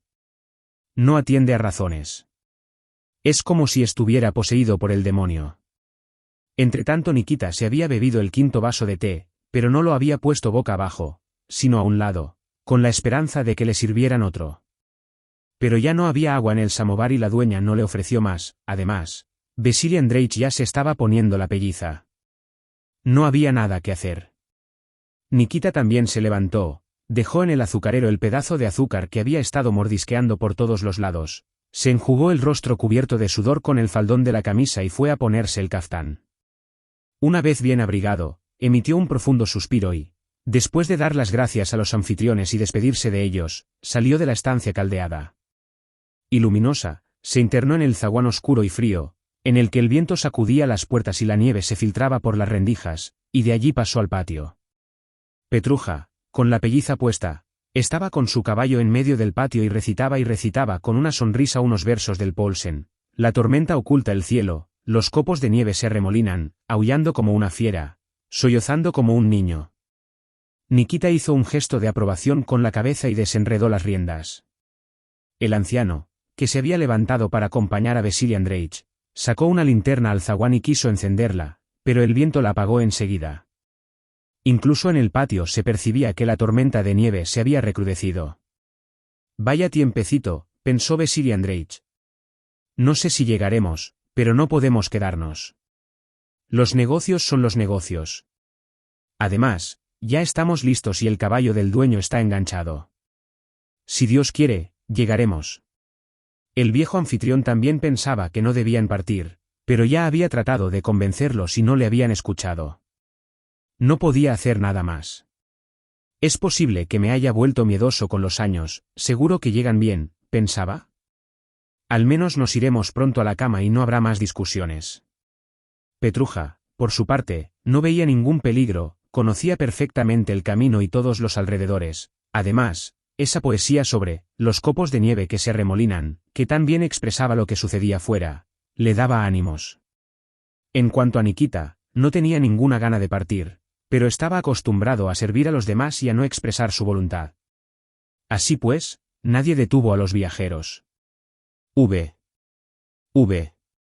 Vasili Andreich se acercó al trineo, que apenas se distinguía en la oscuridad, se montó y cogió las riendas. «Vete delante», gritó. Petruja, de rodillas en su trineo, fustigó a la yegua. Mujorti, que ya llevaba un buen rato relinchando, sintiendo la presencia de la yegua, se puso también en marcha, y ambos salieron a la calle. Una vez más atravesaron la aldea por el mismo camino de antes, pasando junto al patio donde estaba tendida la ropa helada, que ya no se veía, luego junto al mismo granero, cubierto ya casi hasta el tejado, del que la nieve no dejaba de caer, a continuación junto a los mismos sauces, que gemían, rumoreaban y se inclinaban torvamente, y de nuevo se internaron en un mar de nieve, donde los copos giraban furiosos tanto en lo alto como a ras del suelo. El viento era tan fuerte que, cuando soplaba de lado y daba de lleno a los viajeros, inclinaba los trineos y empujaba a los caballos hacia el borde del camino. Petruja iba delante, llevando al trote a su magnífica yegua, y de vez en cuando gritaba con fuerza. Mujorti se esforzaba por alcanzarla. Al cabo de unos 10 minutos Petruja se volvió y gritó algo, pero el viento impidió que Vasili Andreich y Nikita le oyeran. No obstante, adivinaron que habían llegado al giro. En efecto, Petruja giró a la derecha, y el viento, que antes soplaba de lado, ahora les dio de frente. A la derecha, a través de la nieve, se veía algo negro. Era el arbusto que marcaba el giro. Bueno, ide con Dios. Gracias, Petruja. La tormenta oculta el cielo, gritó Petruja y desapareció. Vaya con el poeta, dijo Vasili, sacudiendo las riendas. Sí, es un buen muchacho, un auténtico mujik, exclamó Nikita. Siguieron adelante. Nikita, bien arrebujado, con la cabeza hundida entre los hombros y la corta barba tapándole el cuello, guardaba silencio y trataba de no perder el calor que le había comunicado el té. Veía delante las líneas rectas de las varas, que le daban la falsa impresión de que avanzaban por un camino liso, la grupa ondeante del caballo, con la anudada cola inclinada a un lado, y más adelante, la alta dague, la oscilante cabeza y el cuello de Mujorti, con las crines alborotadas. De vez en cuando distinguía un mojón, y así sabía que de momento el trineo seguía la carretera y que, por tanto, no había razón para preocuparse. Vasili Andreich, que llevaba las riendas, dejaba que el caballo se guiara solo. Pero Mujorti avanzaba de mala gana, a pesar de que había descansado un poco en la aldea, y parecía querer desviarse del camino, obligando a Vasili Andreich a corregirlo más de una vez. Allí a la derecha hay un mojón, luego otro, más adelante un tercero, contaba Vasili Andreich, y enfrente de nosotros está el bosque, pensaba, mirando fijamente una mancha negra que despuntaba a lo lejos. No obstante, lo que le había parecido un bosque no era más que un arbusto. Lo dejaron atrás y recorrieron otros 20 sacens, pero el cuarto mojón no aparecía, ni se veía el bosque. Tendría que estar ahí, se decía Vasili Andreich, excitado por el vodka y el té, sacudiendo las riendas. El bravo y dócil animal le obedecía y seguía la ruta que le mandaban, tan pronto al paso como al trote, aunque sabía que no iban en la dirección que tocaba. Pasaron unos 10 minutos y el bosque seguía sin aparecer. Hemos vuelto a extraviarnos, dijo Vasili Andreich, deteniendo el caballo. Nikita se apeó en silencio del trineo y, sujetándose el caftán, que el viento tan pronto pegaba a su cuerpo como abría y casi arrancaba de sus hombros, empezó a deambular por la nieve, fue hacia un lado y hacia otro. 3 veces se perdió completamente de vista. Al final regresó y cogió las riendas de manos de Vasili Andreich. Hay que ir a la derecha, dijo en tono severo y decidido, volviendo el caballo. Bueno, entonces a la derecha, dijo Vasili Andreich, cediéndole las riendas y metiéndose las manos ateridas en la manga. Nikita no respondió. Vamos, amigo, haz un esfuerzo, le gritó al caballo, pero este, a pesar de que lo azuzaban con las riendas, seguía andando al paso. La nieve llegaba en algunos puntos hasta las rodillas y el trineo avanzaba a tirones a cada movimiento del animal. Nikita cogió el látigo, que estaba colgado del pescante, y le fustigó. El bravo caballo, que no estaba acostumbrado a los golpes, se lanzó al trote, pero al poco tiempo volvió al paso. Así prosiguieron durante 5 minutos. La oscuridad era tan completa y la nieve se arremolinaba con tanta furia en el cielo y a ras del suelo que a veces no se veía la dague. En algunos momentos parecía que el trineo estaba detenido y que era el campo el que retrocedía. De pronto el caballo se paró en seco, seguramente había percibido algún peligro. Nikita se apeó de nuevo con agilidad, soltando las riendas, y se puso delante del caballo para ver por qué se había detenido, pero, apenas había tenido tiempo de dar un paso, cuando resbaló y cayó rodando por una pendiente.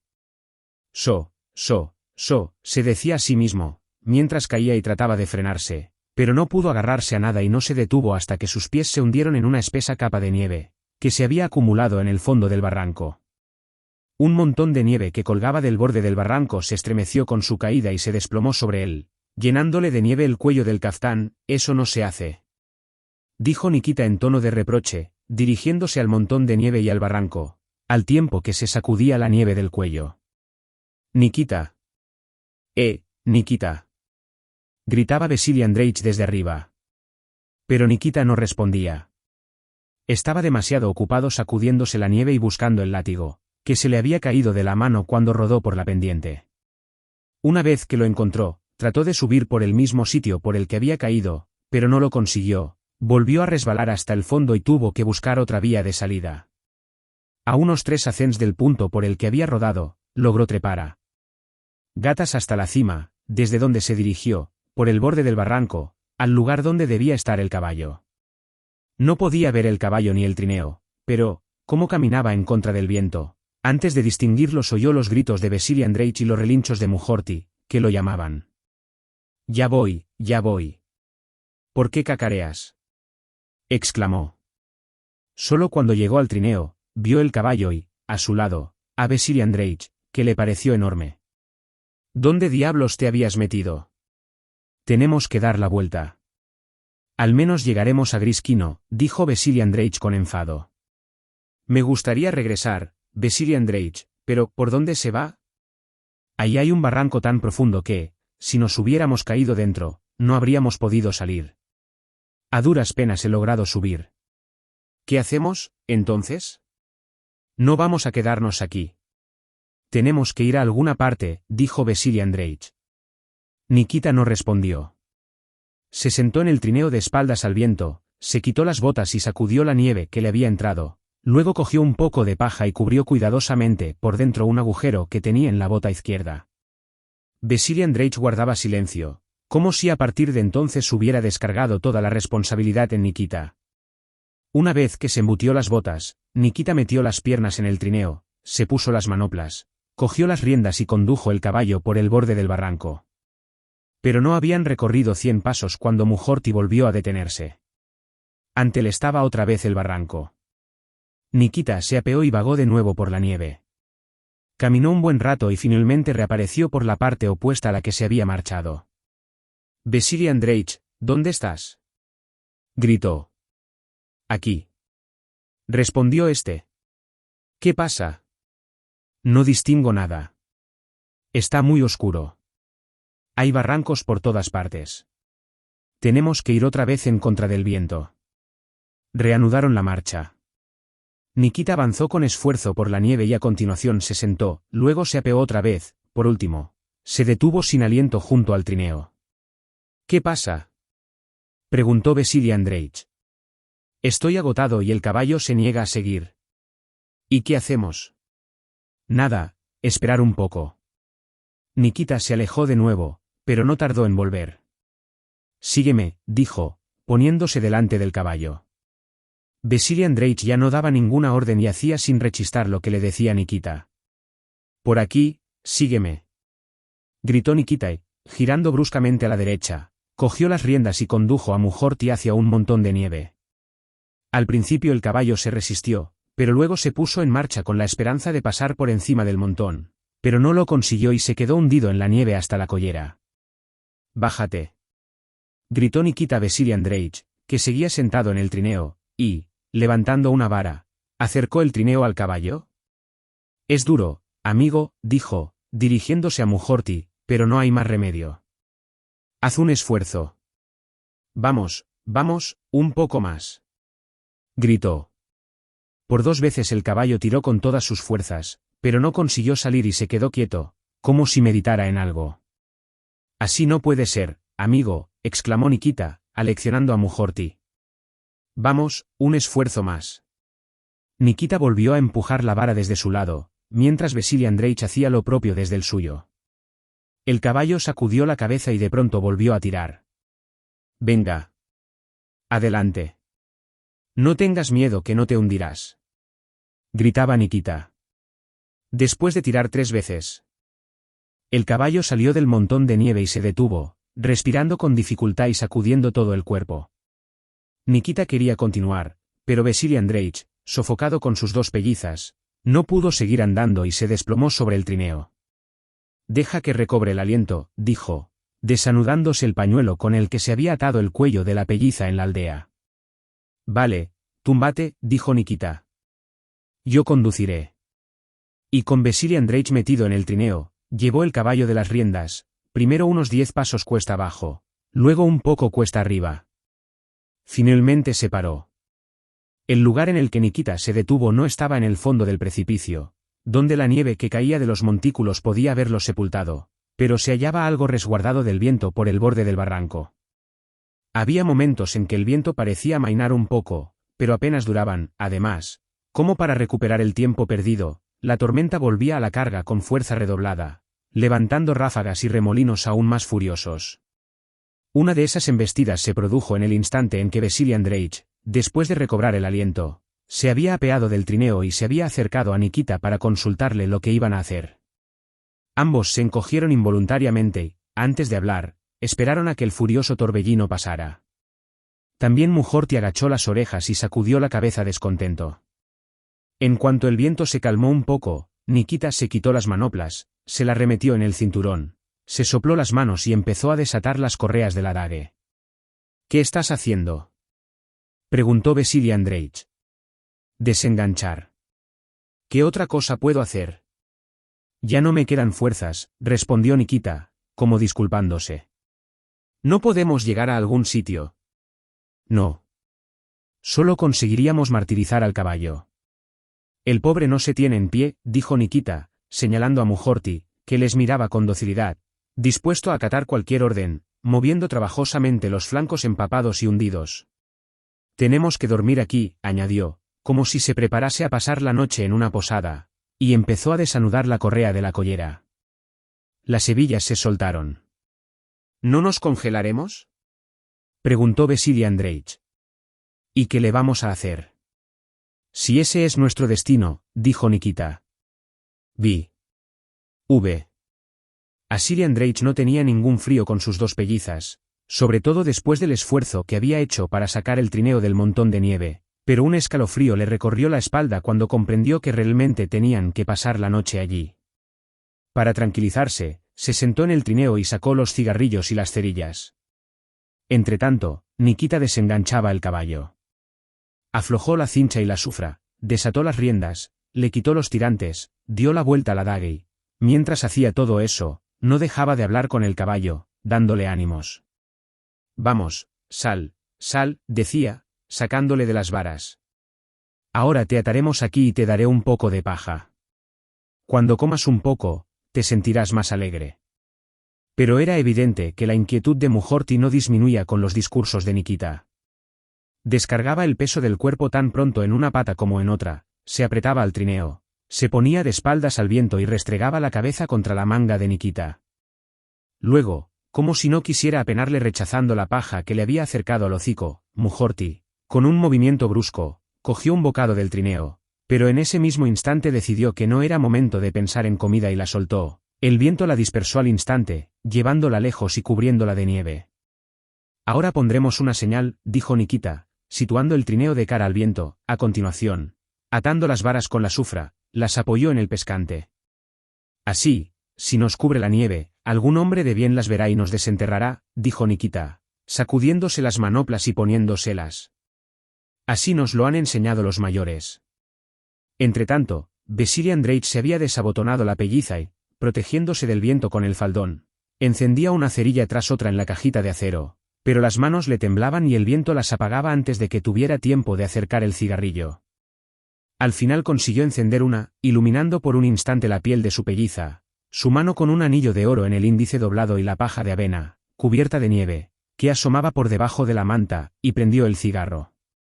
Aspiró 2 veces con avidez, tragó el humo y lo echó a través de los bigotes, quiso tomar otra chupada, pero una ráfaga de viento le arrancó el tabaco encendido y se lo llevó tan lejos como la paja.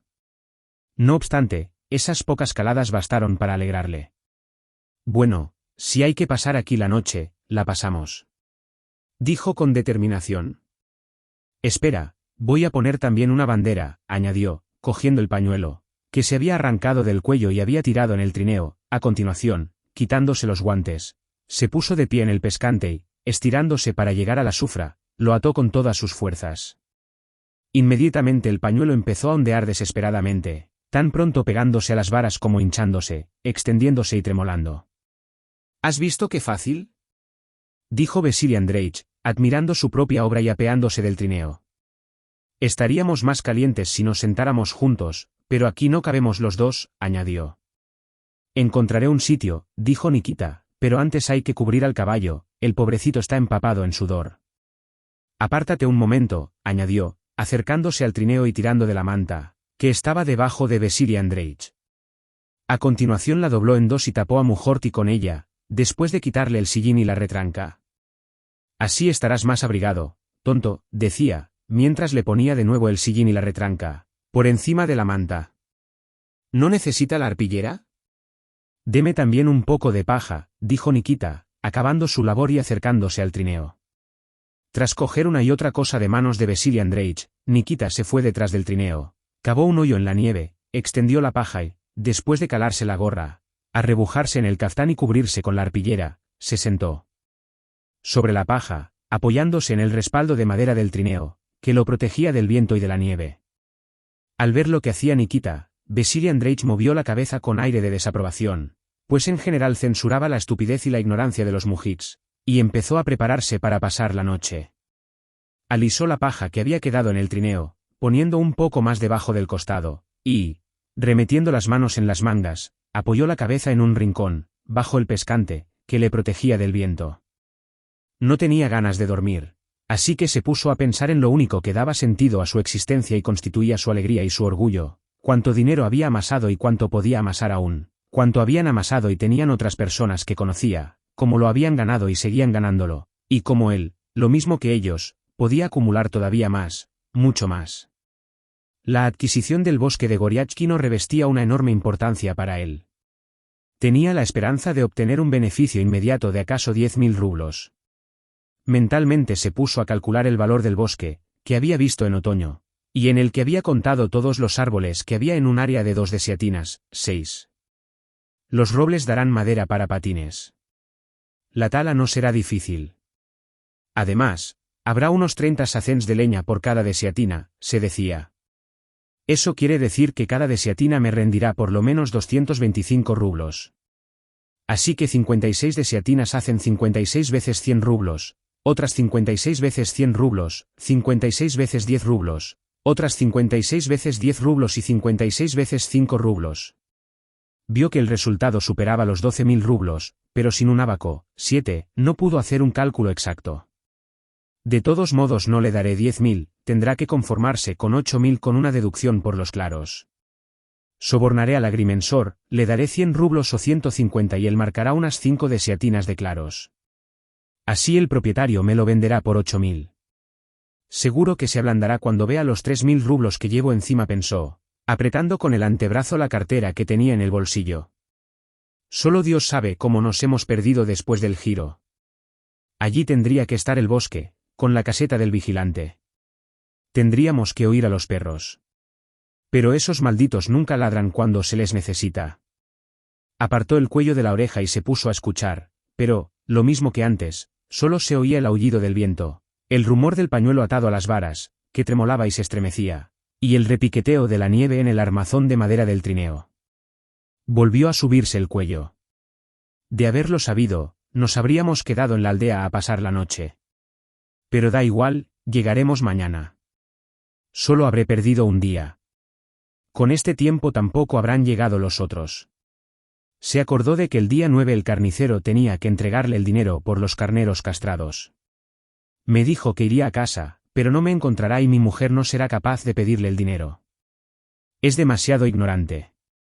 No sabe tratar a la gente, siguió pensando, acordándose de que en la fiesta del día anterior no había sabido comportarse con el comisario al que había invitado. Claro que no es más que una mujer. No ha visto nada. ¿Qué teníamos nosotros en tiempos de mi padre? Una casa de campesino rico, nada más, y todas nuestras propiedades consistían en un molino y una posada. ¿Y qué he conseguido yo en 15 años?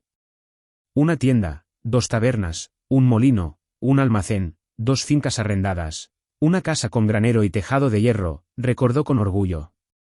Nada que ver con los tiempos de mi padre. ¿Ahora de quién se habla en los alrededores? De Brejunó. ¿Y por qué?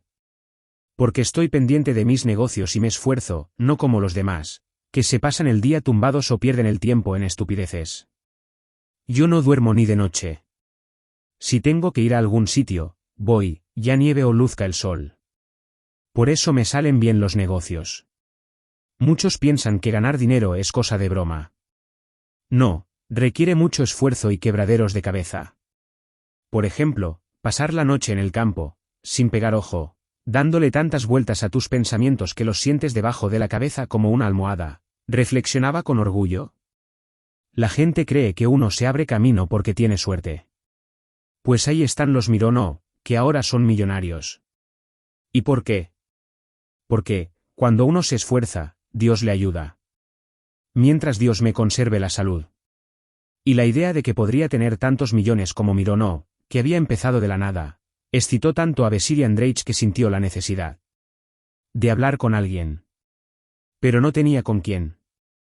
Si hubiera llegado a Goriachkino, habría podido hablar un poco con el propietario y le habría enseñado un par de cosas. Menudo vendaval. Va a caer tanta nieve sobre nosotros que por la mañana no seremos capaces de salir, pensó, prestando oídos al aullido del viento, que azotaba el pescante, doblándolo y cubriendo de nieve sus tablas. Se incorporó y miró a su alrededor. En la blanca y ondulante oscuridad solo se veía la negra cabeza de Mujorti, su grupa, cubierta con la tremolante manta, y la espesa cola anudada, por todas partes, delante y detrás. Se extendía la misma oscuridad, uniforme, blanca y oscilante, que unas veces parecía aclararse un poco y otras hacerse aún más densa. He hecho mal obedeciendo a Nikita, se decía. Teníamos que haber seguido, a alguna parte habríamos llegado. Al menos podíamos haber vuelto a Griskino para pernoctar en casa de Taras. Ahora vamos a tenernos que quedar aquí la noche entera. Pero, ¿qué era eso tan agradable en lo que estaba pensando? Ah, sí, que Dios recompensa a los que se afanan y no a los holgazanes ni a los gandules ni a los estúpidos. Tengo que fumarme un cigarro. Vasily Andreich se sentó, sacó la petaca, se tumbó boca abajo, protegiendo el fuego con un faldón de la pelliza, pero el viento se abría paso y apagaba una cerilla tras otra. Finalmente se las ingenió para prender una y encendió un cigarrillo. Estaba muy contento de haber conseguido lo que quería. Aunque el cigarrillo se consumía más por efecto del viento que por sus propias chupadas, consiguió dar 3 caladas y se sintió más alegre. Volvió a apoyarse en el respaldo del trineo, se arrebujó en la pelliza y de nuevo se puso a recordar y a fantasear. De pronto, de manera completamente inesperada, perdió la conciencia y se quedó dormido. Al poco rato sintió como si alguien le estuviese sacudiendo y se despertó. Ya fuera que Mujorti hubiera cogido un poco de paja del trineo o que algo se hubiera agitado en su interior, el caso es que en cuanto se despertó el corazón empezó a latirle tan deprisa y con tanta fuerza que tuvo la impresión de que el trineo se estremecía debajo de él. Abrió los ojos. A su alrededor todo seguía igual que antes, aunque parecía como si hubiese un poco más de luz. Está clareando, pensó, no tardará mucho en amanecer. Pero en ese mismo instante se dio cuenta de que esa claridad se debía a que había salido la luna. Se incorporó y se fijó primero en el caballo. Mujorti seguía de espaldas al viento, temblando con todo el cuerpo. Un extremo de la manta, que estaba totalmente cubierta de nieve, se había doblado. La retranca se había vencido de un lado y la cabeza, cubierta de nieve, con su copete y sus crines alborotadas, se veía mejor que antes. Vasily Andreich se inclinó sobre el respaldo del trineo y echó un vistazo. Nikita seguía sentado en la misma posición. La arpillera con la que se había tapado y las piernas estaban sepultadas por una espesa capa de nieve. Esperemos que no se congele, va muy poco abrigado. Tendría que responder de él. El pueblo es tan ignorante. Qué falta de instrucción. Pensó y le entraron ganas de quitarle la manta al caballo y cubrir a Nikita, pero hacía demasiado frío para levantarse y moverse, además, temía que el caballo se congelase. ¿Para qué lo habré traído? Todo por la estupidez de mi mujer. Pensó Vasily Andreich, acordándose de su esposa, a la que no quería. Volvió a tumbarse en el mismo lugar de antes, junto al pescante del trineo. Una vez mi tío pasó toda la noche en medio de la nieve, recordó, y no le sucedió nada. En cambio, cuando desenterraron a Sebastián, se dijo, rememorando otro caso, estaba muerto y totalmente rígido, como una res congelada. Si me hubiera quedado en Griskino a pasar la noche, no habría sucedido nada. Y, tras envolverse cuidadosamente en la pelliza para que el calor de la piel no se perdiese y le caldeara todo el cuerpo, el cuello, las rodillas y los pies, cerró los ojos y trató de quedarse dormido. Pero, por más que lo intentó, no conseguía conciliar el sueño, al contrario, se sentía completamente despierto y animado. De nuevo se puso a calcular las ganancias, el dinero que le debían unos y otros, de nuevo empezó a jactarse, sintiéndose muy contento de sí mismo y de su posición. Pero ahora todas esas consideraciones se veían constantemente interrumpidas por un temor sordo y por el remordimiento de no haberse quedado en Griskino. De haberlo hecho, ahora estaría acostado en un banco, bien abrigado.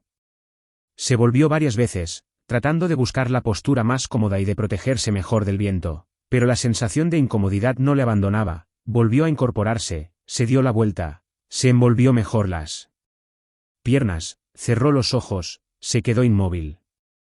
Pero tan pronto las piernas embutidas en las rígidas botas de fieltro empezaban a dolerle como alguna parte del cuerpo quedaba expuesta al viento, además, en cuanto se quedaba tumbado un rato, de nuevo le importunaba el pensamiento de que podría estar tranquilamente en aquella isba caldeada de Griskino. Entonces se incorporaba otra vez, se giraba, se arrebujaba en la pelliza y volvía a tumbarse. En una ocasión le pareció oír el lejano canto de un gallo. Muy contento, bajó el cuello de la pelliza y se quedó escuchando atentamente, pero, por mucho que aguzó el oído, no oyó más que el aullido del viento, que silbaba entre las varas y agitaba el pañuelo, y el rumor de la nieve, que fustigaba las tablas del trineo.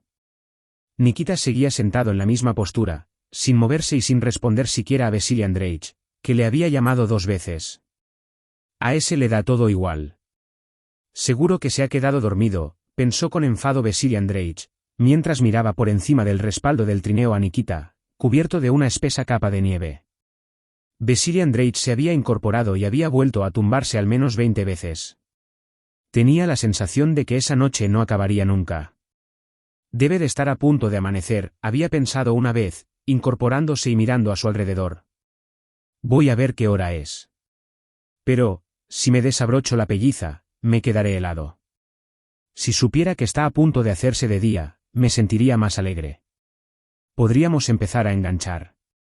En lo más profundo de su alma Vasily Andreich sabía que no podía quedar poco para la mañana, pero cada vez se sentía más asustado, quería averiguar qué hora era y al mismo tiempo seguir engañándose.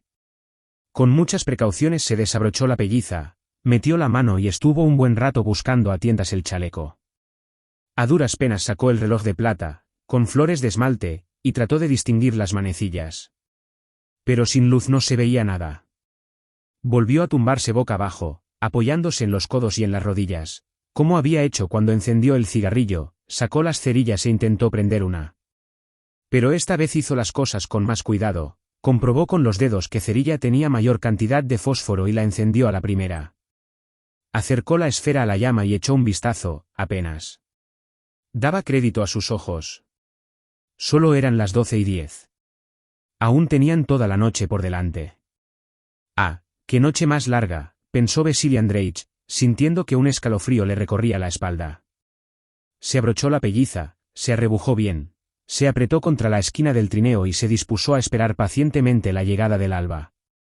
De pronto, en medio del silbido uniforme del viento, distinguió con claridad un sonido nuevo e intenso, que fue aumentando paulatinamente hasta volverse nítido, y a continuación fue disminuyendo poco a poco. No cabía duda de que se trataba de un lobo. Y ese lobo estaba tan cerca que, a pesar del viento, se distinguía cómo cambiaba la modulación de su voz, según abría o cerraba las fauces. Vasily Andreich bajó el cuello de la pelliza y escuchó con atención. También Mujorty estaba pendiente de ese ruido y no paraba de mover las orejas. Cuando el lobo dejó de aullar, movió las patas y resopló con inquietud. A partir de ese momento Vasily Andreich no solo no pudo dormirse, sino ni tan siquiera recobrar la calma. Por más que trataba de pensar en sus cuentas, en sus negocios, en su gloria, en su dignidad y en su riqueza, el miedo se iba apoderando poco a poco de él, y un pensamiento se superponía a todos los demás y los anulaba: tendría que haberse quedado a pasar la noche en Griskin. Que se vaya al diablo ese bosque. Gracias a Dios tengo bastantes negocios y no lo necesito. Ah, si me hubiera quedado a pasar la noche en Griskin. Pensaba. Dicen que son los borrachos los que suelen congelarse. Y yo he bebido. Y, prestando atención a sus propias sensaciones, advirtió que había empezado a tiritar, aunque no sabía si de frío o de miedo. Trató de arrebujarse y de quedarse inmóvil, como antes, pero no lo consiguió. No podía estarse quieto, tenía ganas de levantarse y de ponerse a hacer algo para ahuyentar el miedo que iba creciendo en su interior y, contra el que se sentía impotente. De nuevo cogió los cigarrillos y las cerillas, pero solo le quedaban 3 y además de las peores. Una tras otra se consumieron sin encenderse. Vete al infierno, maldita. Así revientes. Exclamó, sin saber a quién estaba insultando, y arrojó el cigarrillo chafado. Estuvo a punto de tirar también la caja de cerillas, pero se contuvo y la guardó en el bolsillo. Se había apoderado de él tal inquietud que no hacía más que cambiar de postura. Salió del trineo y, poniéndose de espaldas al viento, empezó a ceñirse de nuevo el cinturón, apretándolo mucho y acomodándoselo por debajo de la cintura. No puedo quedarme aquí tumbado, esperando la muerte. Es mejor que me monte en el caballo y me vaya. ¿Le vino de pronto a la cabeza? Con un jinete solo el caballo no se parará. A él no le importa morir, se dijo, refiriéndose a Nikita. Para la vida que lleva, lo mismo le da, pero a mí, gracias a Dios, me quedan muchas cosas por hacer. A continuación desató el caballo, le pasó las riendas por el cuello y trató de montar, pero las pellizas y las botas eran tan pesadas que se lo impidieron. Entonces se subió al trineo con intención de saltar desde allí, pero el trineo se balanceó bajo su peso, y no lo consiguió. Finalmente acercó el caballo al trineo y, encaramándose con gran cautela a uno de los bordes, logró subirse boca abajo sobre su lomo. Una vez allí, empezó a desplazarse hacia adelante hasta que pudo pasar una pierna por la grupa del animal y sentarse, apoyando los pies en la retranca. La sacudida del trineo despertó a Nikita, que se incorporó. A Vasily Andreich le pareció que le decía algo. No puede hacer uno caso de vosotros, estúpidos. ¿Te crees que voy a morirme así sin más? Gritó Vasily Andreich y, remetiéndose bajo las rodillas los faldones de la pelliza, agitados por el viento, volvió grupas y se alejó del trineo, siguiendo la dirección en la que suponía que debía encontrarse el bosque y la caseta del vigilante. 7. D. Es de que se había sentado detrás del trineo, envuelto en la arpillera. Nikita no se había movido. Como todos los hombres que viven en contacto con la naturaleza y han pasado necesidades, era paciente y podía esperar con calma horas e incluso días, sin experimentar inquietud ni irritación. Había oído que su amo lo llamaba, pero no había respondido porque no quería moverse ni hablar. Aunque aún conservaba el calor del té que había bebido y del esfuerzo que había hecho caminando entre montones de nieve, sabía que esa sensación no duraría mucho y que ya no tenía fuerzas para calentarse haciendo ejercicio, porque estaba tan fatigado como un caballo cuando se detiene y se niega a seguir. Su amo puede fustigarle cuanto quiera, pero no volverá a moverse hasta que le dé de comer. Se le había helado el pie de la bota rota y ya no sentía el dedo gordo. Además, la sensación de frío en todo el cuerpo cada vez era mayor. La idea de que era no solo posible, sino incluso probable, que muriese esa noche no le pareció especialmente desagradable ni terrible. No le pareció especialmente desagradable porque su vida, lejos de ser una fiesta continua, se había caracterizado por un incesante servicio a los demás, del que empezaba a cansarse. Y no le pareció especialmente terrible porque, además de los amos como Vasily Andreich, a los que había servido en la tierra, siempre había tenido el convencimiento de que dependía de un señor más importante, que le había concedido el ser, y sabía que al morir seguiría en poder de ese señor, y que él no le trataría mal. Da pena abandonar las cosas que te son familiares y a las que estás acostumbrado. Pero no se puede hacer nada. Tendré que acostumbrarme a las nuevas. ¿Mis pecados? Se dijo, y recordó sus borracheras, el dinero gastado en bebida, las ofensas causadas a su mujer, las palabrotas, su falta de asistencia a los servicios religiosos, su negligencia a la hora de guardar el ayuno y todo lo que el pope le reprochaba cuando se confesaba. Sí, he cometido muchos pecados. Pero, ¿acaso tengo yo la culpa? ¿Es Dios quien me ha hecho así? Sí, he pecado. Bueno, ¿qué voy a hacer ahora? En un principio pensó en lo que podía sucederle esa noche, pero luego se entregó a una serie de recuerdos que le vinieron a la cabeza por sí solos.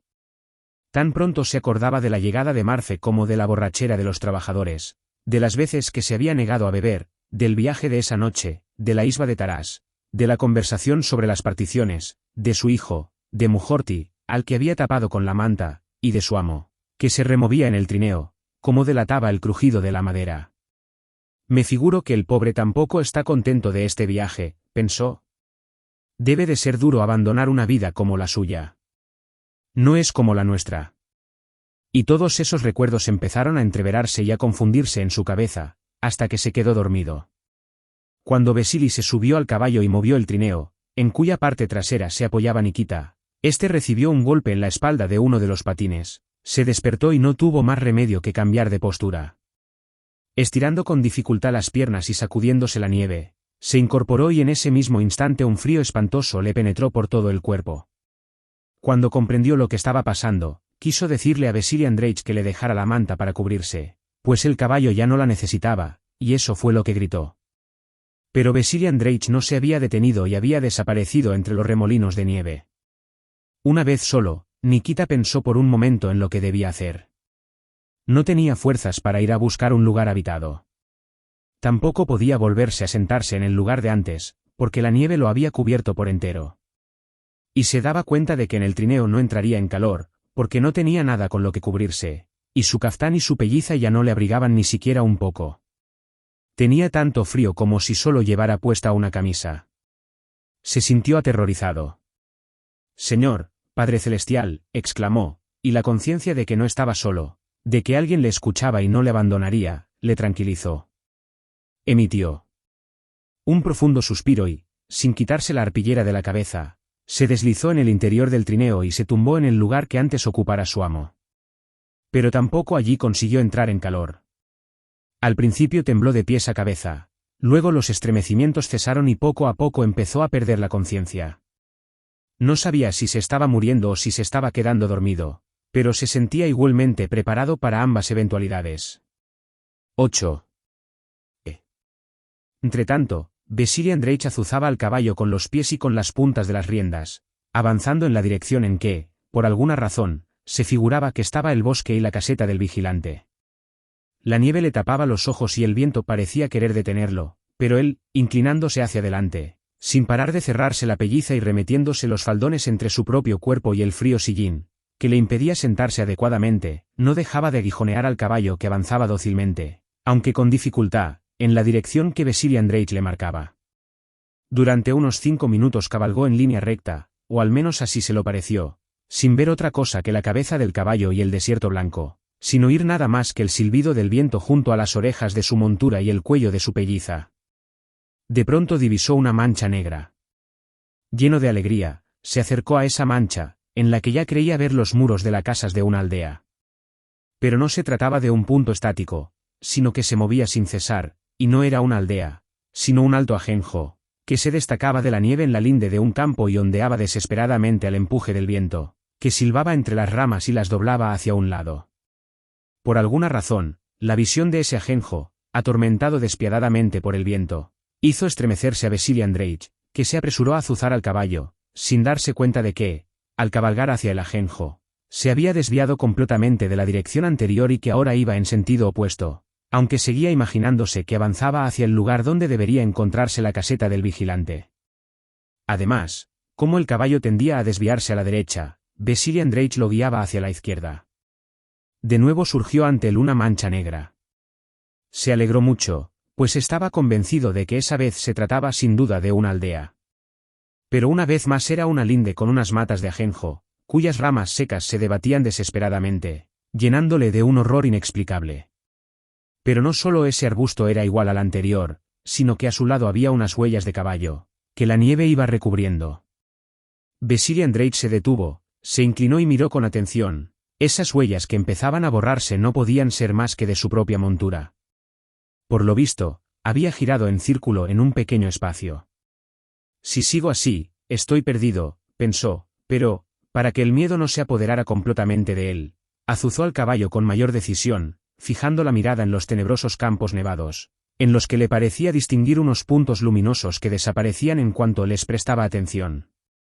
En una ocasión creyó oír el ladrido de un perro o el aullido de un lobo, pero lo distinguió de forma tan vaga e indistinta que no sabía si lo oía de verdad o era producto de su imaginación. Se detuvo y aguzó el oído. De pronto resonó junto a su oreja un grito terrible y ensordecedor, y todo tembló y se estremeció debajo de él. Vasily Andreich se agarró al cuello del caballo, pero también éste temblaba, el grito se hizo aún más espantoso. Durante unos segundos Vasily Andreich fue incapaz de reponerse y de comprender lo que estaba pasando. Era simplemente que Mujorty, bien por darse ánimos o para solicitar ayuda, había relinchado con su voz fuerte y retumbante. «Uf, así revientes». «Qué susto me has dado, maldito», se dijo Vasily Andreich. No obstante, aun cuando había comprendido la causa de su miedo, no lograba desembarazarse de él. «Tengo que serenarme y reflexionar», se dijo, pero no conseguía dominarse y seguía azuzando al caballo, sin darse cuenta de que ya no iba en contra del viento, sino a favor. Tenía el cuerpo frío y dolorido, especialmente entre las piernas, donde le rozaba el sillín y no le cubría la pelliza, sus extremidades temblaban y su respiración era entrecortada. Se daba cuenta de que iba a morir en medio de ese terrible desierto de nieve y no veía ningún modo de salvarse. De repente el caballo tropezó, se hundió en un montón de nieve, empezó a debatirse y cayó de costado. Vasily Andreich saltó y, al hacerlo, desplazó a un lado la retranca en la que apoyaba el pie, y perdió también el sillín al que se aferraba.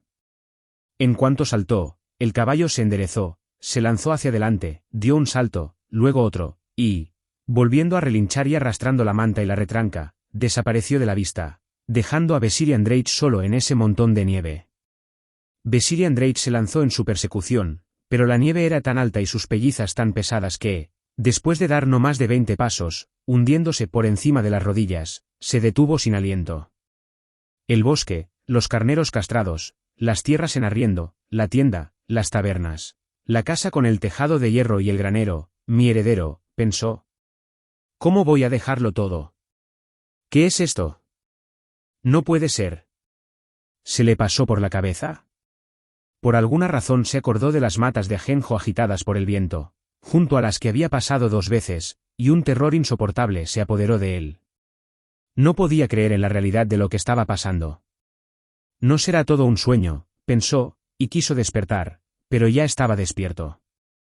La nieve que le azotaba el rostro, le cubría y le helaba la mano derecha, cuyo guante había perdido, era real, como también ese desierto en el que se había quedado solo, igual que ese arbusto de ajenjo, esperando una muerte inevitable, inminente e insensata. Reina de los cielos. Santo Padre Nicolás, maestro de templanza, se dijo, acordándose del oficio de la víspera y del icono de rostro negro y orla dorada, como también de los cirios que había vendido para poner ante esa imagen, que no tardaban en devolverle, casi sin consumir, y que él guardaba en una caja. 8. Y empezó a rogar a ese mismo Nicolás taumatúrgico que le salvase, prometiéndole una misa y varias velas. Pero de pronto comprendió de forma rotunda e irrefutable que ese rostro, la orla, los cirios, el sacerdote y la misa, aunque muy importantes y necesarios en la iglesia, no podían hacer nada por él en ese momento, y que no había ni podía haber ninguna relación entre esos cirios y esa misa y la miserable situación en la que se encontraba ahora. No hay que desanimarse, pensó. Debo seguir las huellas del caballo antes de que se cubran de nieve. Me sacarán de aquí y tal vez pueda alcanzarlo.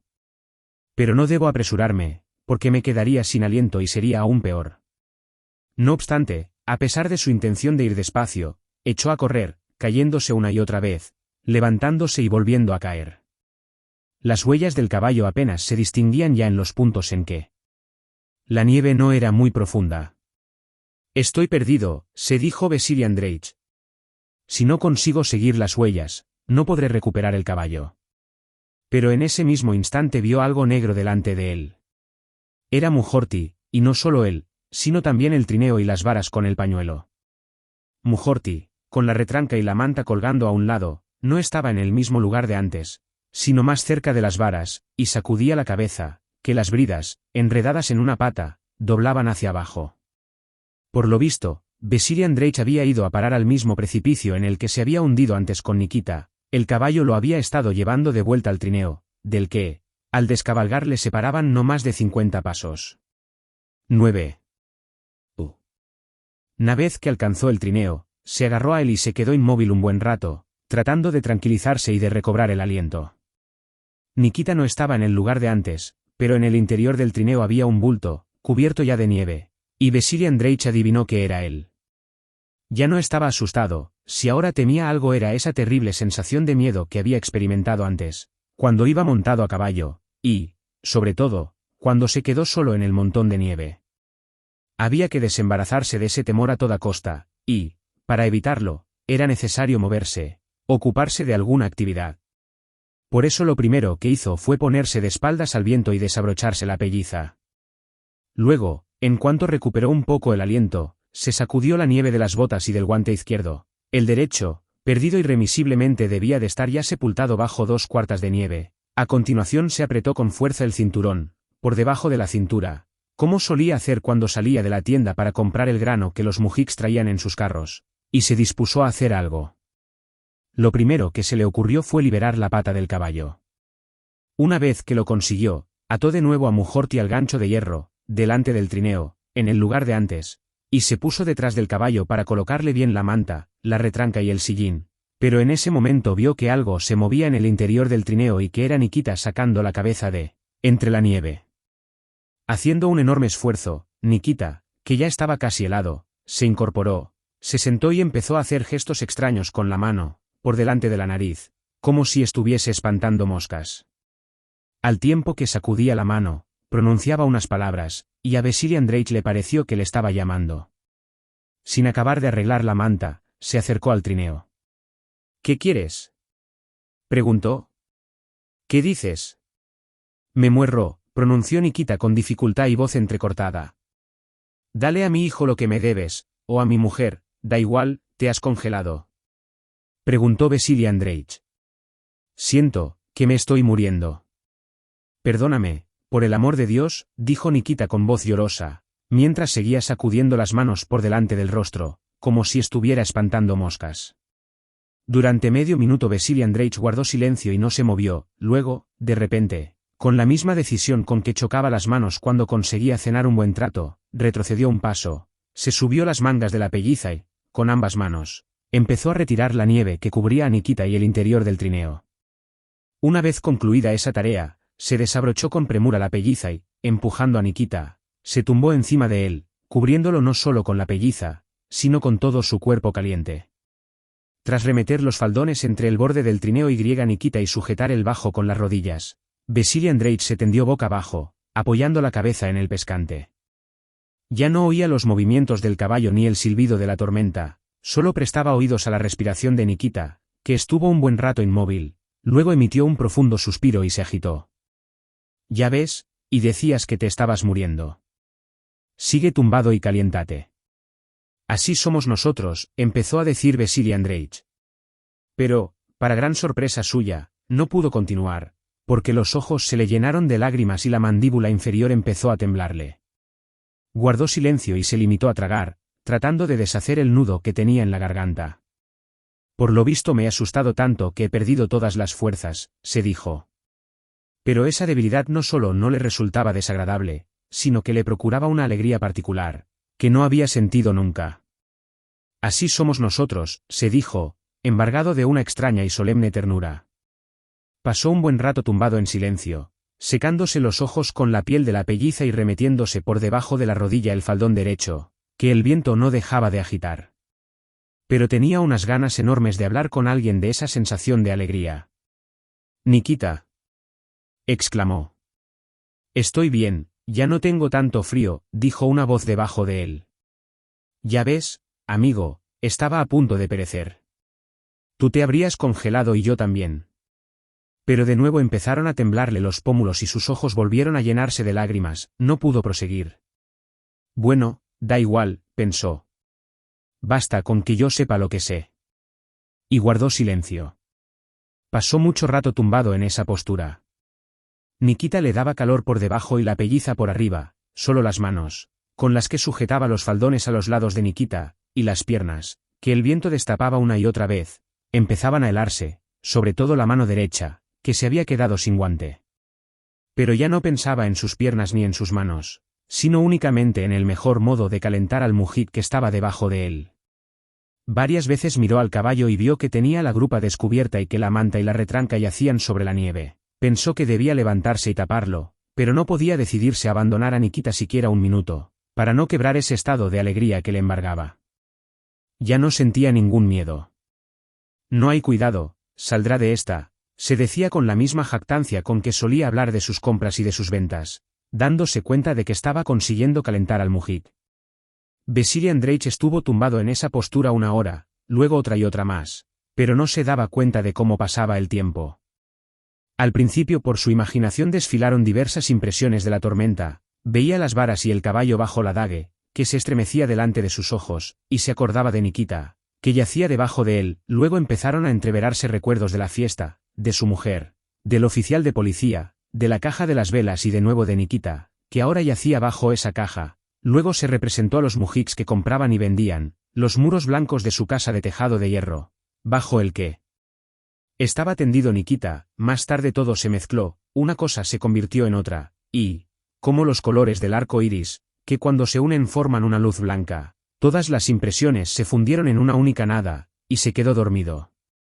Durmió largo rato, sin que ningún sueño le turbara, pero poco antes del amanecer reaparecieron las alucinaciones. Se vio de pie, junto a la caja de las velas, la mujer de Tijón le pedía una de 5 kopecks para las fiestas. Quiso coger la vela y entregársela, pero no pudo levantar las manos, que se habían pegado a los bolsillos. Quiso rodear la caja, pero las piernas no le obedecían. En cuanto a los chanclos, nuevos e impolutos, se habían fundido con el suelo de piedra, y no conseguía levantarlos ni quitárselos. De pronto la caja de las velas se convirtió en una cama, y Vasily Andreich se vio tumbado boca abajo en su propia cama, en su casa. Tenía que levantarse, porque estaba a punto de llegar Iván Matveich, el oficial de policía, con quien iba a ir a tratar la compra del bosque o a colocar bien la retranca de Mujorty. Entonces le preguntó a su mujer, que, Nikolayevna, todavía no ha venido. «No», respondió ésta. En ese momento oyó que un coche se acercaba a la escalinata. Debía de ser él, pero no, pasó de largo. «Nikolayevna, Nikolayevna, ¿ha venido ya?» «No». Seguía tumbado en la cama, sin poder levantarse, y continuaba esperando, con una mezcla de temor y gozo.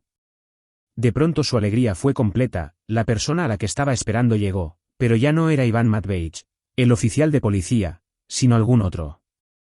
Había llegado y le llamaba. Era el mismo que le había llamado antes y le había ordenado que se tumbara sobre Nikita.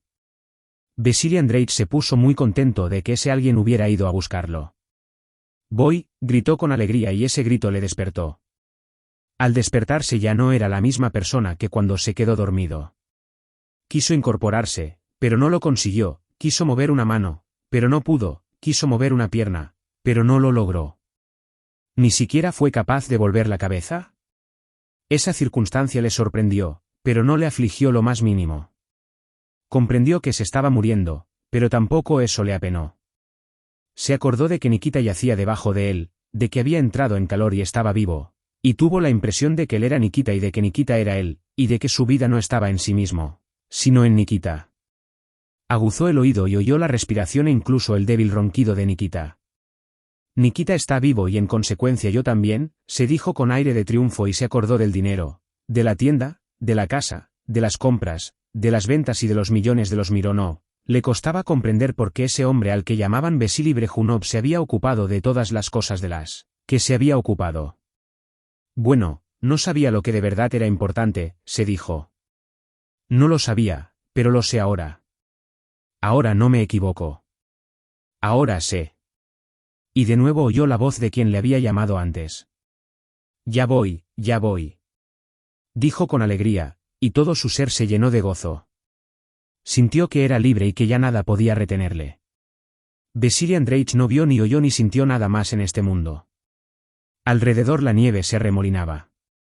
Los mismos torbellinos seguían girando, cubriendo la pelliza del difunto Vasily Andreich y el cuerpo tembloroso de Mujorty. Apenas se veía ya el trineo, en cuyo fondo, bajo su amo muerto, yacía Nikita, que había entrado en calor.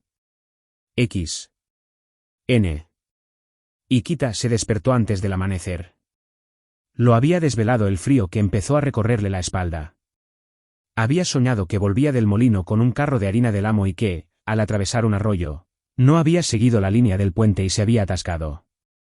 Y se vio a sí mismo metiéndose entre las ruedas y tratando de levantarlo con la espalda. Pero, cosa extraña, el carro no se movía, se había pegado a su espalda y no conseguía ni levantarlo ni escabullirse. Le estaba aplastando los riñones. Además, estaba frío. Era evidente que tenía que salir de allí. Bueno, basta, le dijo a alguien que estaba presionando el carro contra él. Quita los sacos. Pero el carro seguía aplastándole y se hacía cada vez más frío. De pronto oyó unos ruidos extraños. Se despertó y se acordó de todo. El carro frío era el cadáver congelado de su amo, que yacía encima de su propio cuerpo. Y el responsable de los ruidos era Mujorty, que había golpeado por 2 veces el trineo con un casco. Andreich. Andreich.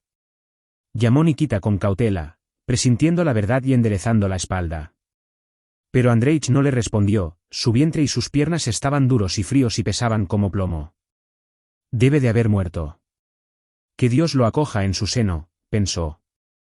Volvió la cabeza, se quitó la nieve de encima con una mano y abrió los ojos. Era de día.